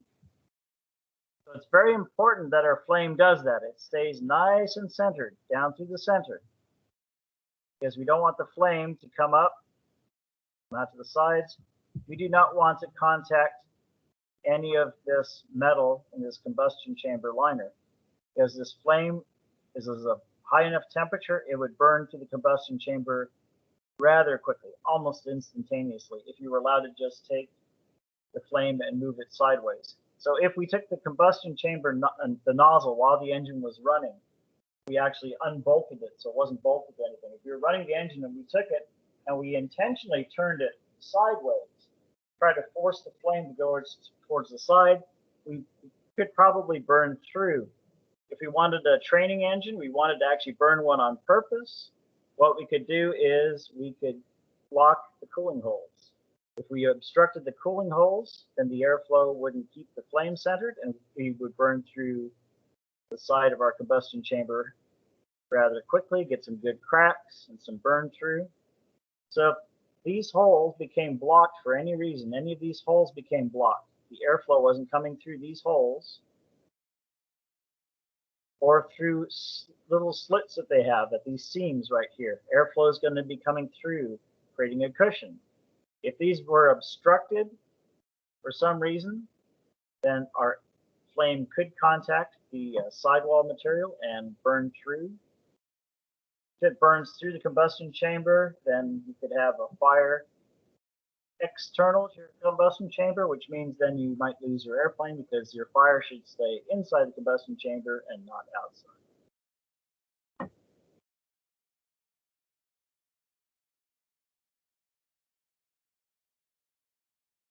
This is our 15th stage compressor rotor blade. So this is the rotating blade attached to a series of discs that are bolted together. They all rotate together as one assembly, and then you have your stator vanes. The variable stator vane here. This is a variable stator vane. This is an outlet guide vane. Outlet, compressor, outlet, guide vane. Fixed position. It takes the airflow and just directs the airflow in the direction you want. Get it to come back to the combustion chamber. And again, this would be a divergent nozzle. So you would take your pressure, increase the pressure, but decrease the velocity. So you're not looking for the gas to go through very fast. You're looking for it to go through at a higher pressure. And because of the angle of these vanes, it'll slow the gases down. But as you slow it down, it would be like if we took 100 people and we have them marching down a large hallway, and then we get them to go through a tight passageway, and then they go back into another large hallway. This is like a carburetor. A carburetor, you have a large cross-sectional volume, then you come to a small cross-sectional volume and a high cross-sectional volume. So for everybody to move through, these 100 people to move through at the same rate, In the venturi section of the carburetor, you end up with a lower pressure. The people have to move through smaller density of people. You might have 10 people wide in the larger area, but as they go through the venturi, they're going to have to go 2 or 3 at a time. Creates a lower pressure.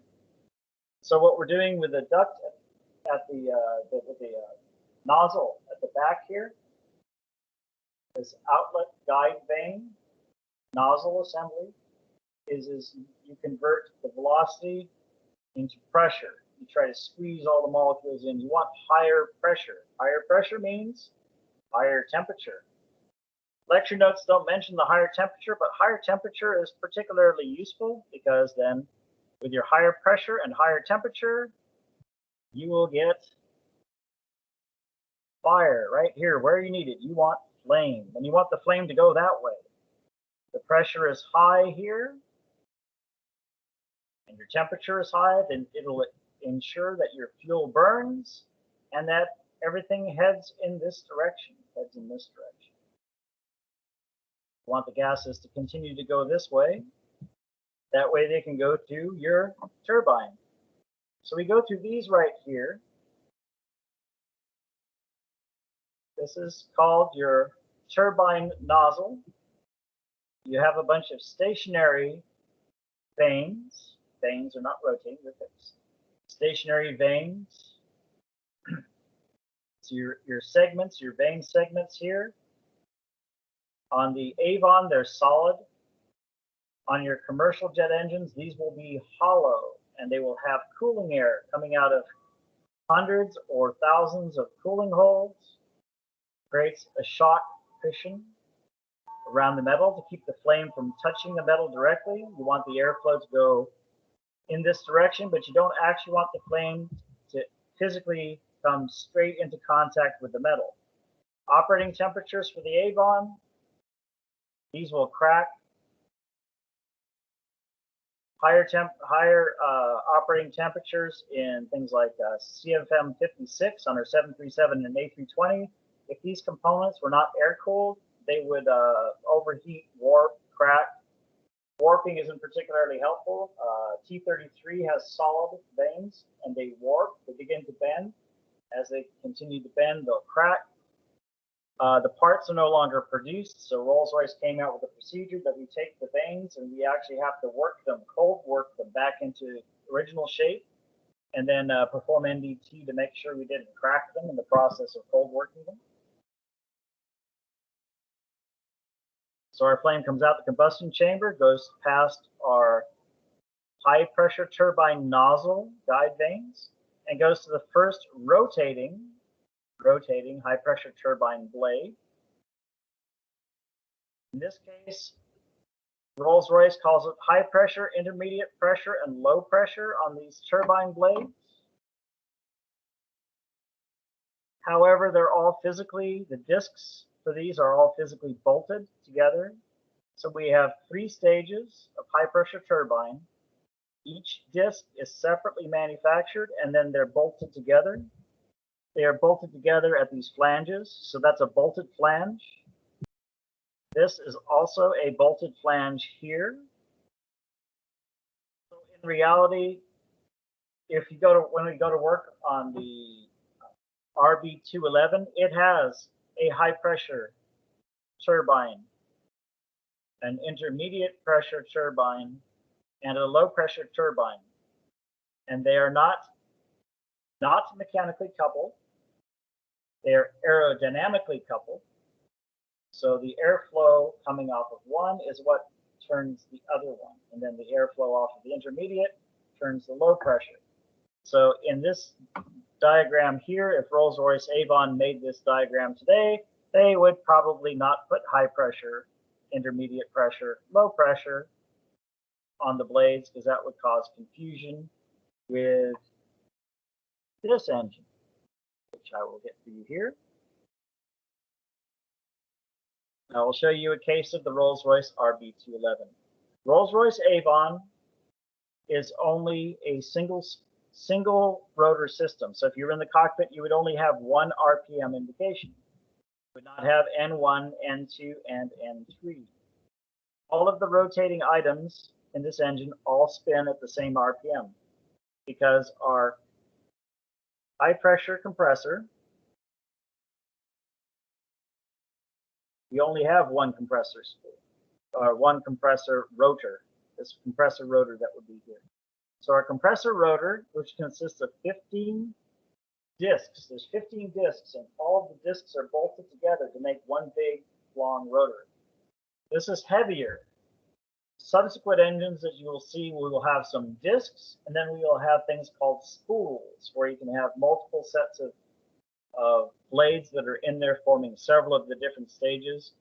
But in the Avon and the J35, each stage of the compressor is a separate manufactured wheel, a separate disc, and they're all bolted together, one to the next one to the next one, to build up a stack. So the rotor is made up of individual discs. This is heavier. Now you can make things where you have a rotor, like we had a 3 to 9 spool. So from stage 3 to stage 9 on the CF6 series engines would be one big spool, like a drum, with a bunch of slots for blades. This is lighter, but far more complex and expensive to manufacture.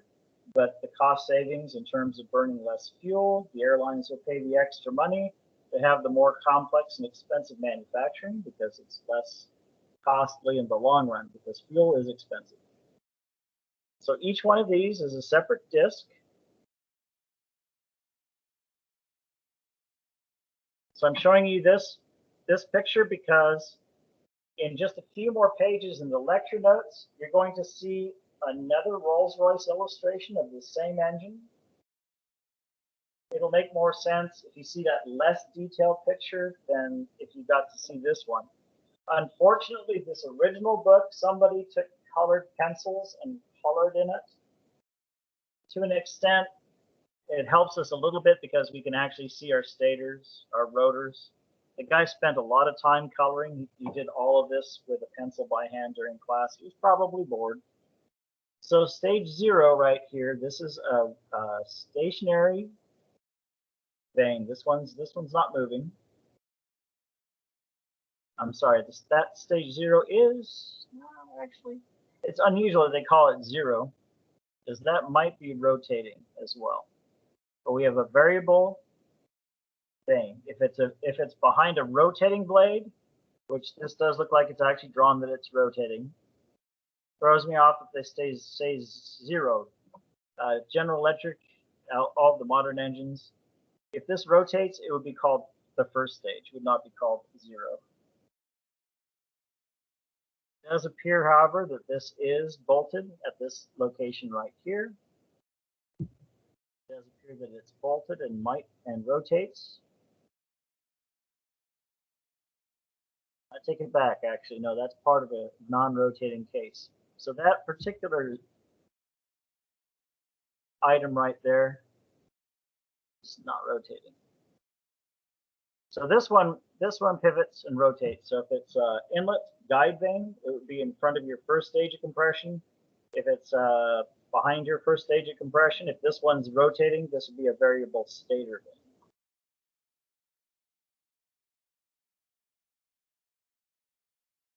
Your blades are mounted. Your blades are mounted into the discs. You can see here, this is one disc. That's a second disc, a third disc, a fourth disc. So stage 1, disc. Stage 1, blade. Remember, blade rotates, attached to a rotor. This is a rotor disc. The discs are bolted together to form a rotor spool. They rotate.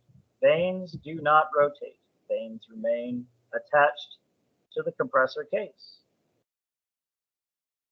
Compressor case is this. We have compressor case. So this is Rolls-Royce Avon 524. If we go to our lecture notes, I will bring you to another Rolls-Royce illustration of this same engine. Somewhere I have a manual that has this exact same picture in it. But the one that we have in our lecture notes is going to look a little fuzzy when it's zoomed in and projected on the screen.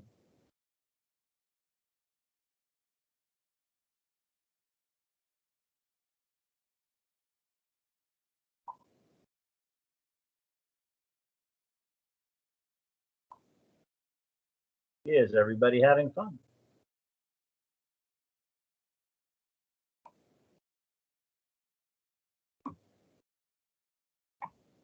So this is in your lecture notes. Your beautiful CATC lecture notes have this illustration.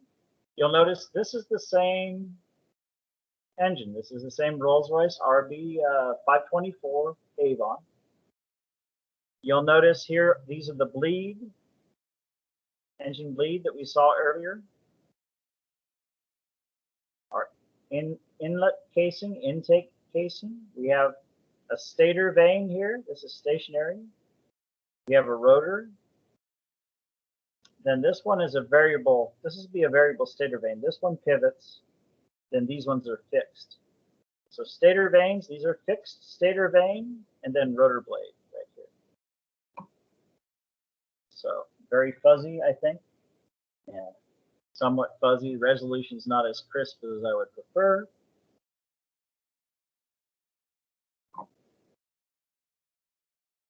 So in your lecture notes, we have this. You can see in this particular illustration, you can see the discs. So this is our stage 1 disc, stage 2 disc, stage 2 blade, stage 3 disc, stage 3 blade. All of the discs are bolted together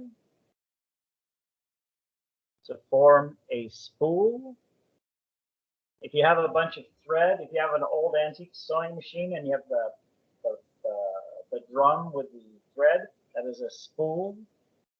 These look like they're a spool of thread. Our coupling would be back here, so you can reach down inside the engine. You could disconnect the coupling. You could remove your turbine section without opening up the stator case. This is an unusual feature that carries over from centrifugal flow jet engines. You will not find it to be a manufacturing process that gets carried over after the 1950s, early 1960s. You don't find jet engines that have this ability to release the coupling and slide the shaft out. The reason is that when you attach your high pressure turbine, low pressure turbines, you're going to go through with a long metal tube that has attachment fingers at the end. They call it a wrench. And you go into the coupling nut, and you'll have a nut that will then hold your high pressure turbine rotor, for example. That will hold that onto the back of the high pressure compressor rotor. And then you have a coupling nut about this big across, about this wide, and a bunch of castellations on it, like a castellated nut, but they're not evenly spaced. The wrench comes in, it grabs it, and then you torque it. The torque to remove this coupling nut, if you want to remove the low pressure turbine on a CF6-80 C2, a 747 engine, if you wanted to remove the low pressure turbine module, you go in to break the torque on that nut, it's very, very high. When you finally go in to remove the high pressure turbine from the high pressure compressor with all of the heat that's been in that area, even with anti-seize, we put anti-seize on when we put these together, and the nuts are silver plated to help prevent corrosion. When you use a torque multiplier, gigantic transmission, you're on the back there and you're putting in maybe 150 foot-pounds of torque on a torque wrench, but the torque multiplier will put almost 50,000 foot-pounds of torque. When that nut uncouples, it actually sounds like somebody shot a small caliber rifle or a small shotgun in the hangar. You get a loud bang when the torque breaks. So this coupling feature, we could reach in and you could uncouple it. Perhaps maybe the springs were breaking, other things were happening that it didn't work in the long run. But I found on the engines that I worked on, when we did a hot section, it was very nice to be able to reach in, uncouple the high pressure turbine shaft and slide it out. Leave the compressor section alone, just pull the turbine shaft out so you can inspect the turbine shaft, the wheel, and the blades. it is a very nice feature that Rolls-Royce had in these early jet engines where you could do this. So on our engine downstairs, we were very motivated. We could remove the entire turbine section on the Rolls-Royce Avon without breaking open the compressor. So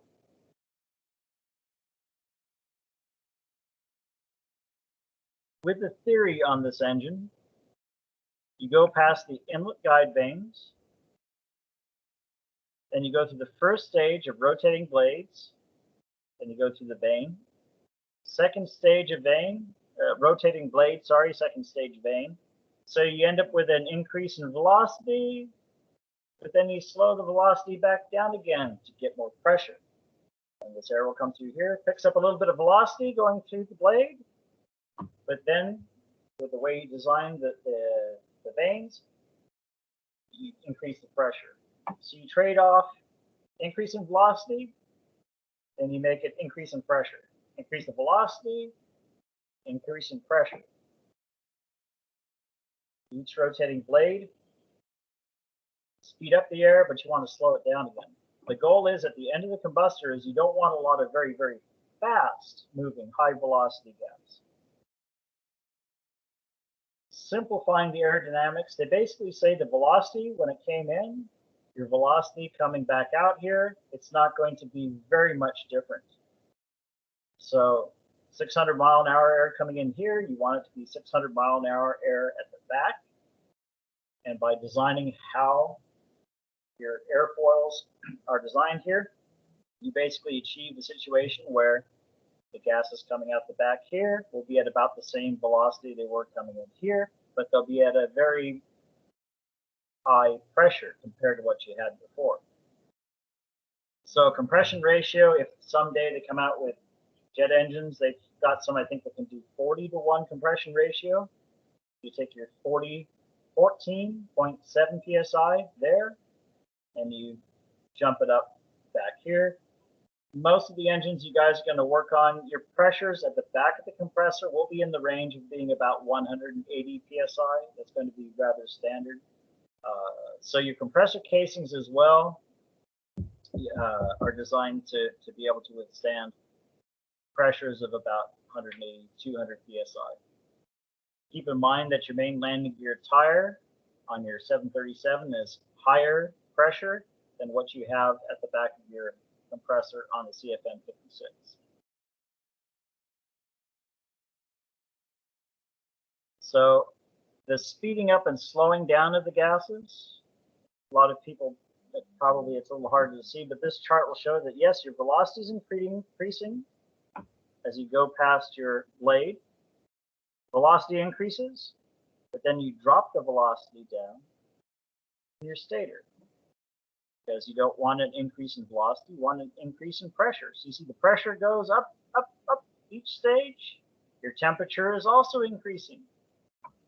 Your velocity at the outlet of the compressor, the idea is that it should be the same as the velocity coming into the compressor. So the compressor is not generating high velocity gas, it's generating high pressure. That's a primary goal, is high pressure, and then high temperature is also very beneficial because you'll get a nicer, cleaner burning flame. You won't need an igniter running because the temperatures as it comes out of your compressor at takeoff power, for example, temperature is perfectly fine. Your gases will auto-ignite at that temperature. You don't need to have an igniter to keep it going. The bottom right-hand picture here as well. This is also another illustration of Rolls-Royce Avon. So we have 14-stage compression. Each one of these is a separate disc. And I think every one of these discs also had removable blades.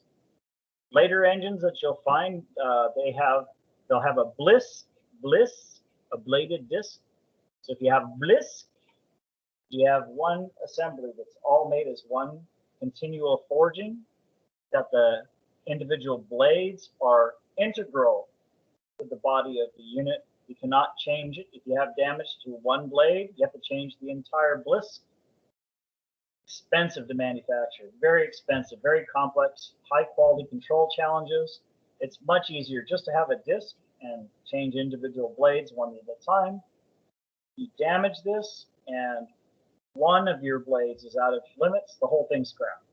So much more expensive to replace if it gets damaged. Disadvantage of blisk is for the mechanic, it's considerable. For manufacturing, though, they like it because it's lighter weight. They save weight. When they design engines and aircraft, the big pressure on them is to design as light an aircraft and engine as possible, so it burns less fuel. You burn less fuel, then you can carry more passengers and cargo. 747-400 series aircraft costs about $20,000 an hour, $21,000 an hour to operate. And that's with everything. All costs considered. If you lease a 747 from a company, you have to hire a crew, you have to maintain the aircraft, put fuel in the airplane. The average cost per hour to fly the airplane is $20,000 to $21,000 per hour. So if we can make the engine lighter, we could save 45 pounds in weight on a 757, which has RB211 engines. 45-pound weight saving on the airplane would save you $15,000 in fuel in 1997. That was the number that I heard. Because we had some kits on the airplane, tool kits that were 45 pounds each, and then they determined it was much cheaper just to buy tool kits and put them everywhere in the world that they would need them, and they would save $15,000 in fuel. So we have 15 stages of compression. Every stage of the compressor in the Avon is a separate disc. The discs are all bolted together. Discs become spool. This is a spool. Back here we have our turbine rotor. The three discs in the turbine bolted together. This is a rotor. So 3 separate discs, individual blades, replaceable blades that are in there. The Avon, we can reach in here to this coupling. We can remove this entire section right here. We can remove the shaft and the turbine. Now, since we have stator vanes and rotating blades, we would have to actually unbolt the flange bolts, flange being joint between the two. We would have to unbolt the flange, so we would be removing not only the rotor section on the turbine, you'd be removing the entire stator section as well. So that entire turbine stator case and rotor assembly, we would remove the whole thing with the shaft. On the J35 engines, when you guys become jet engine mechanics and you work on it, you can remove a high pressure turbine shaft. It only has one rotating disc, so you're going to have to remove your stators and then you remove the disc as one section. If you want to remove the stators, you remove them after the disc. So you pull the turbine disc out, and then you can remove the stators if you wanted to after the turbine is out. There'll be a roller bearing right here. There was a ball bearing up here. Ball bearings absorb the shock loads of engine operation. Roller bearings absorb your radial loads.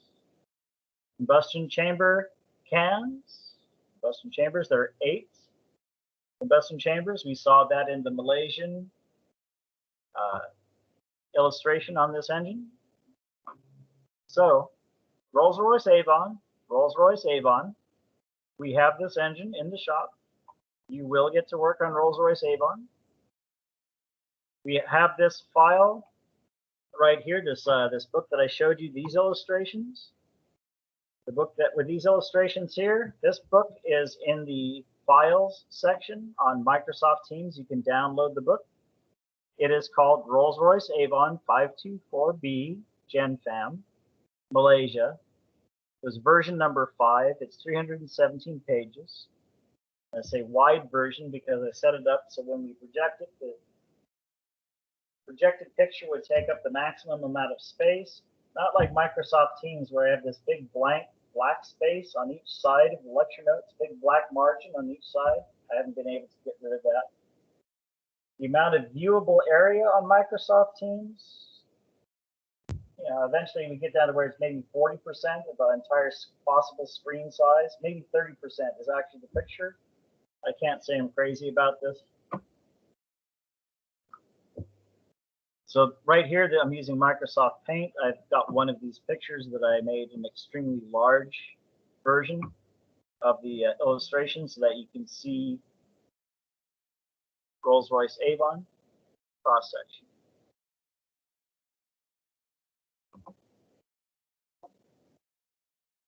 So I believe this was the starter in the front on the Avon. This is your starter. The starter spline goes into the front of your compressor.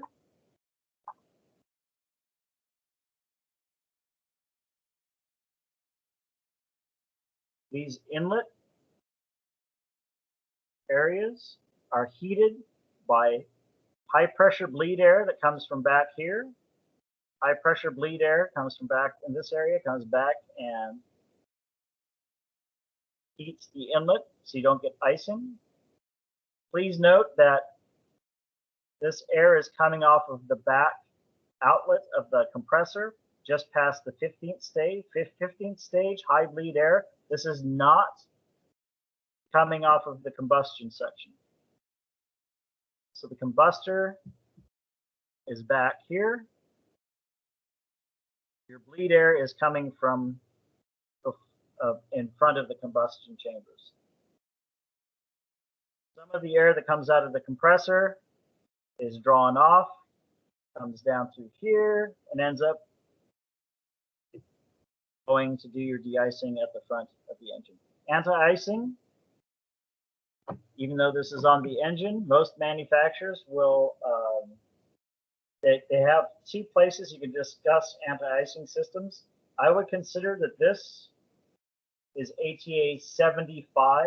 ATA 75 is air, but actually more correctly, most of the time when you look in your manuals, it's just going to say 75 air. This is actually engine air. Pneumatics for the airplane is 36. So if we took bleed air off of the same 15th stage and then took it for aircraft pressurization, heating, wing anti-icing, ATA 36 would be your pneumatics. ATA 75, engine air 75. Generally, they're talking about air that's used for other functions within the engine itself. So you take your compressed air, you can use it as you do here for anti-icing. You also use that air for other things within the engine, mostly cooling the engine. You also want to pressurize certain parts of the engine with bleed air, such as your oil sumps. The use of pressurized air from your compressor, you bleed that off. That does a lot of various other functions in your turbine engine that's very important. If you ever end up working in power generation, if you work in the oil companies or you work in the Navy where they're using almost the exact same turbine engine, most of the problems you're going to have with your engine will be from ATA 75. The majority of trouble you're going to have with jet engines is with engine bleed air and things that utilize the bleed air. Components get dirty, they get clogged, and then your airflow is not sufficient to perform various tasks. Airlines, usually you'll have a scheduled inspection process to check all of your external pneumatic components on the engine. You'll do what they call a health check on the bleed system. So if something fails the health check, change the part. Don't say, oh, it's just barely out of limits. It's out of limits. Change it, because it greatly affects your engine performance and fuel consumption, temperatures, everything as such. Pressurization and air conditioning problems are one of the biggest problems you're going to have with 737 and A320. So all of the pneumatic components that are on your jet engine, on your turbine engine, are very critical because they're the ones that are going to give you the most trouble with your airplane. More trouble than any other system. Even ATA 38 isn't that bad. So, Rolls-Royce Avon, in our files section, we do have this book you can download. In the files section, if you look at the files section, we have Airbus A320, Airbus A320 AMM AES, Airbus A320 AMM IACA, illustrated parts catalog from Iberia Airlines. AES might be Air Asia Malaysia. IACA, that's Indian Airlines. We have some troubleshooting manual. A320 TSM, we have various chapters that I have only just the one chapter. We have a 737 Gen Fam. We have a B737 Gun, G-U-N. What that is that's China Southern Airlines. We have the Aircraft Maintenance Manual, Fault Isolation Manual, IPC, System Description Section, System Schematic Manual, Wiring Diagram Manual. Now, usually I don't give you guys homework, but since we're doing work from home, I think this lecture stuff, if you just have to listen to me talk and you haven't done any study ahead of time, it's going to make it more confusing, especially since I talk fast.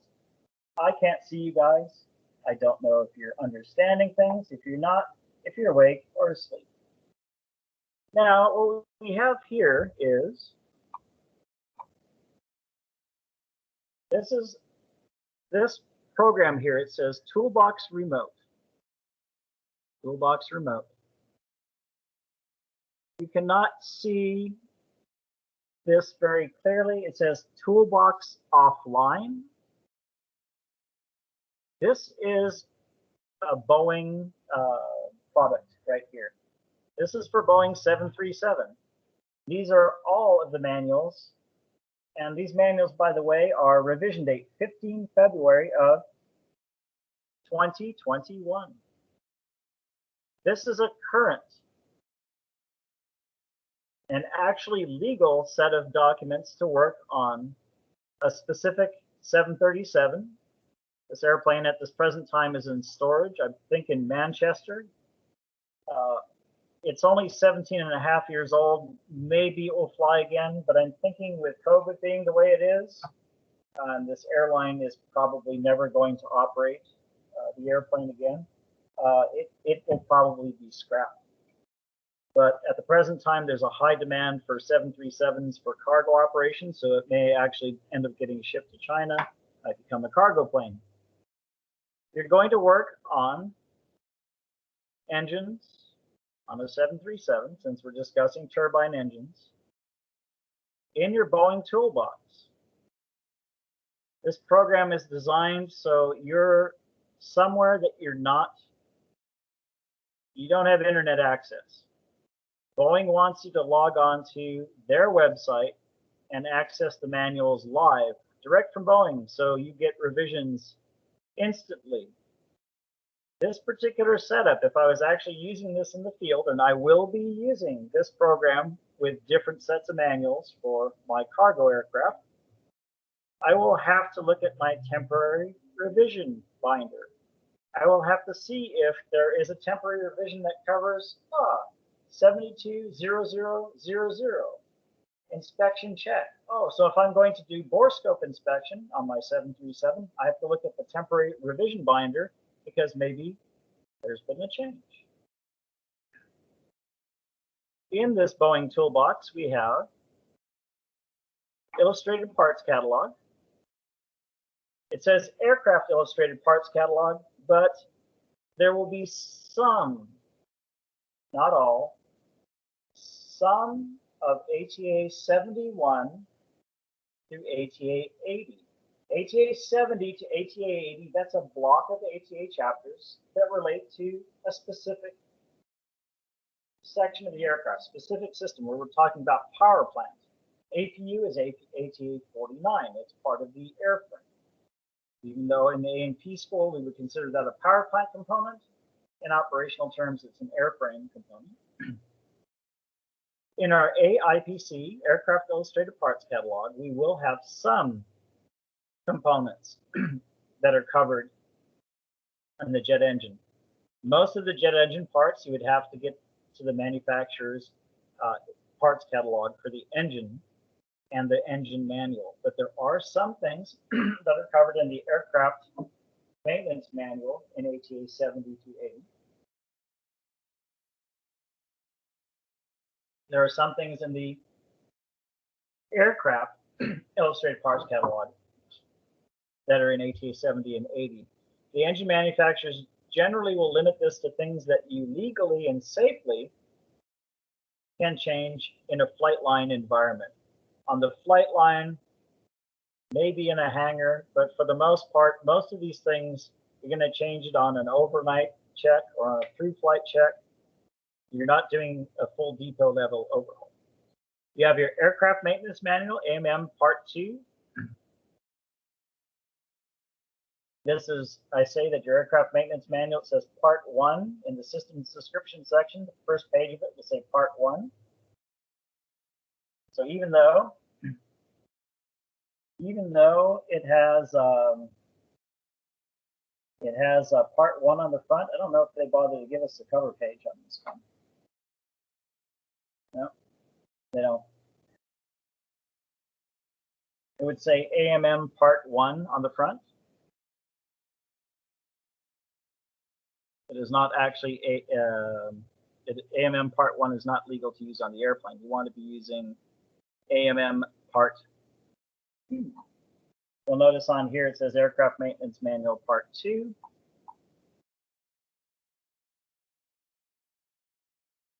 Fault manual. They have a combined fault reporting and fault isolation manual. System description section, that would be a GenFam class. Structural repair manual. You saw some of that in NDT. There also are some things that you would have to repair on engine structures that usually falls into a component maintenance manual, or the AMM might cover some things you can do repairs on the thrust reverser, for example. System schematic manual that describes your systems schematics. You have a combination of wiring diagram, and sometimes you have pictograms of other parts of the engine system or the aircraft system. So system schematic manual for, say, engine indicating,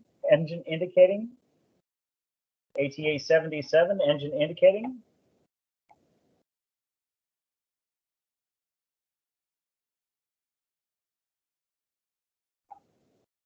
So this one doesn't have any wires that it's showing in it.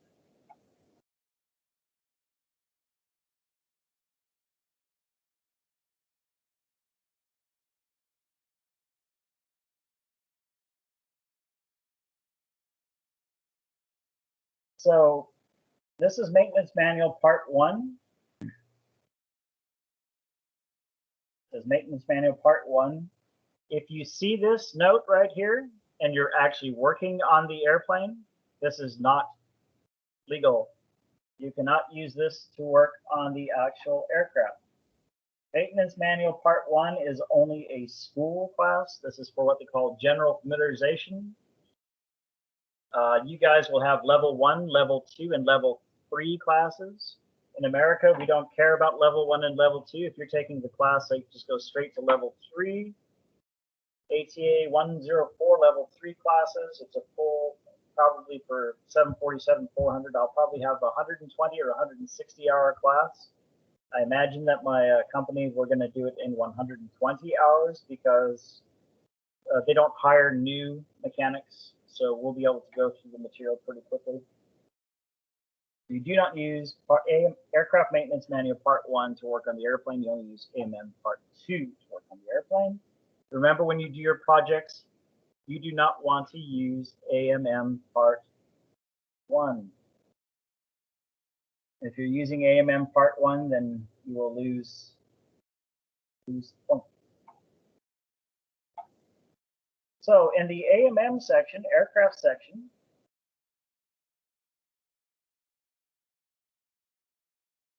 we have AMM 722100, 201801F00. This is the inspection and check of the fan blades. So we have this particular inspection check of the fan blades. Some of this is also covered in 782.00.00 as well. Here we have visual general check, power plant inlet fan blade inspection. Here they're saying do a visual check for obvious signs of damage, indications of anything bird strike. This reference, which you may or may not, you're supposed to go and look at it. When you're doing an overnight daily check, you're probably going to be doing this particular inspection.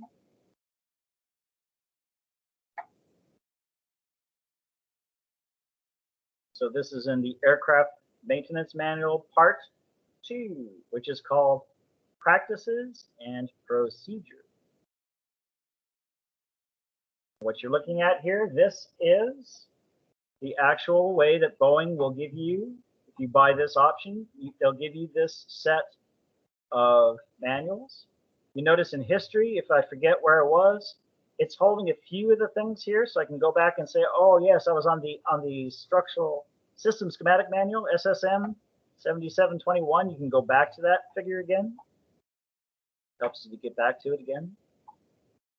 So you can have multiple things that you're working on that you can get back and forth between them in the digital world. I prefer to print this stuff and have paper. It's a lot easier, but at least here digitally they make it a little easier for you to get back and forth. Wiring diagram manual for, let's say, an ATA 77. You would come here. ATA 77 is engine indicating. We were looking at 772111 before, so we can go to 7721 exhaust gas temperature indicating system. You guys are going to have to do this during your presentation. You're going to have to use elements of the fault isolation manual, system schematic manual, aircraft wiring manual, aircraft maintenance manual, illustrated parts catalog. So you're going to have to show that you can use all of these manuals when you do your presentation. Your presentation is going to be on, do you know how to do these different steps in the manual? How can you find these different manuals? You're going to have PDF copies of it, and you're going to work off of it. This digital program, unfortunately, it's too big for me to actually give you copies, so you could have it at home, but we will install it on computers at work. But I think we're not going to be back in time for you to use it. Here you'll notice that it says T00521, thermocouple exhaust gas temperature 49.5. We can actually use Boeing Toolbox. We can find this part number rather quickly.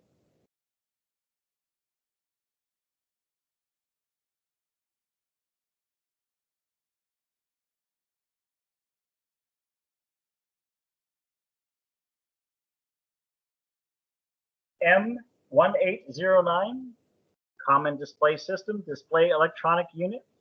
This is an airframe component in ATA 31. ATA 31 is indicating, but this is a part of your engine exhaust gas temperature indication. So even though ATA 77 is your engine indication, you're also feeding into ATA 31, which is your aircraft indication, ATA.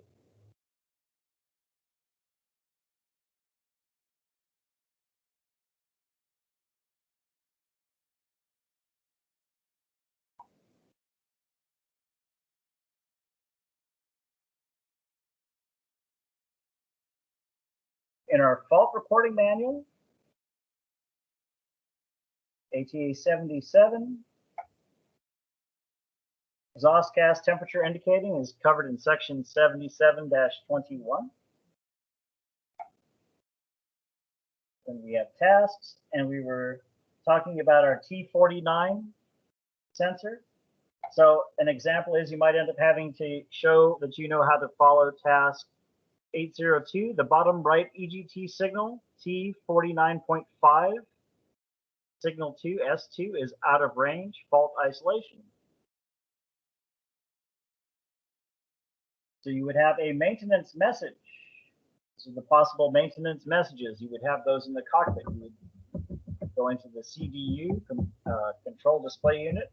You would do a byte built-in test equipment. You would do a bite test on your CFM 56 engine, and you would do the troubleshooting tasks for those maintenance messages.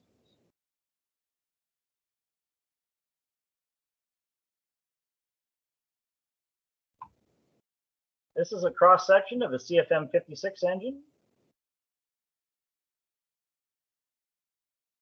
It's showing what it looks like. You have low pressure compressor section, and you have a high pressure compressor section, high pressure turbine, and then low pressure turbine. This is stationary. This is your turbine rear frame. This is stationary. This is part of the fan case. So we have 4 minutes left. You have your fan blades, and then you have low pressure compressor. This is low pressure compressor booster. This is one spool. There are no discs. This is one piece, one big piece. More expensive to manufacture, but lighter. Back here, you'll notice you have discs, high pressure compressor, high pressure turbine. You notice they are mechanically coupled together. The spools bolt together, forms one unit that rotates together. Your fan has a fan shaft that goes through and attaches to your high pressure turbine. High pressure turbine are 4 separate discs that are all mechanically bolted together, and then they have one common attachment to the shaft. So they all rotate together as one rotor. They're mechanically coupled to the fan shaft. Last 3 minutes of our class, we will show you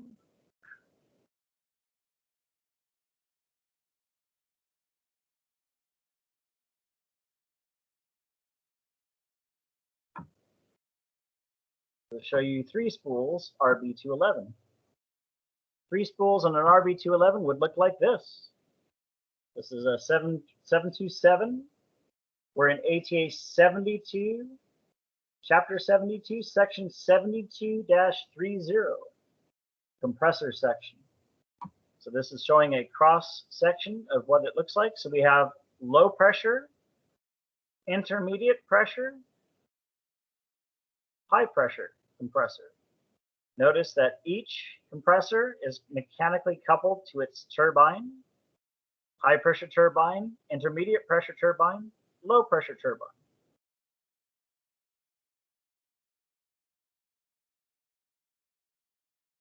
Low pressure turbine has 3 discs. Intermediate pressure turbine has 1 disc. High pressure turbine has 1 disc. High pressure turbine is mechanically coupled to the high pressure compressor. They are bolted together. They rotate around this bearing.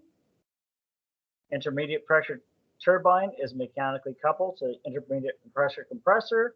Rotates on this ball bearing. Ball bearings absorb thrust loads. So in the forward bearings on each one of these are ball bearings because they're absorbing thrust loads. And then in the back, we have roller bearings absorbing radial loads. This is your fan. You'll get to remove your fan blades. You'll be able to inspect your first stage of your intermediate compressor section. You're going to be able to see the first stage of the intermediate compressor. You'll be able to see your rotor blades. You have to look through these stationary vanes. To look past the vanes and see your blade. It is 11:40.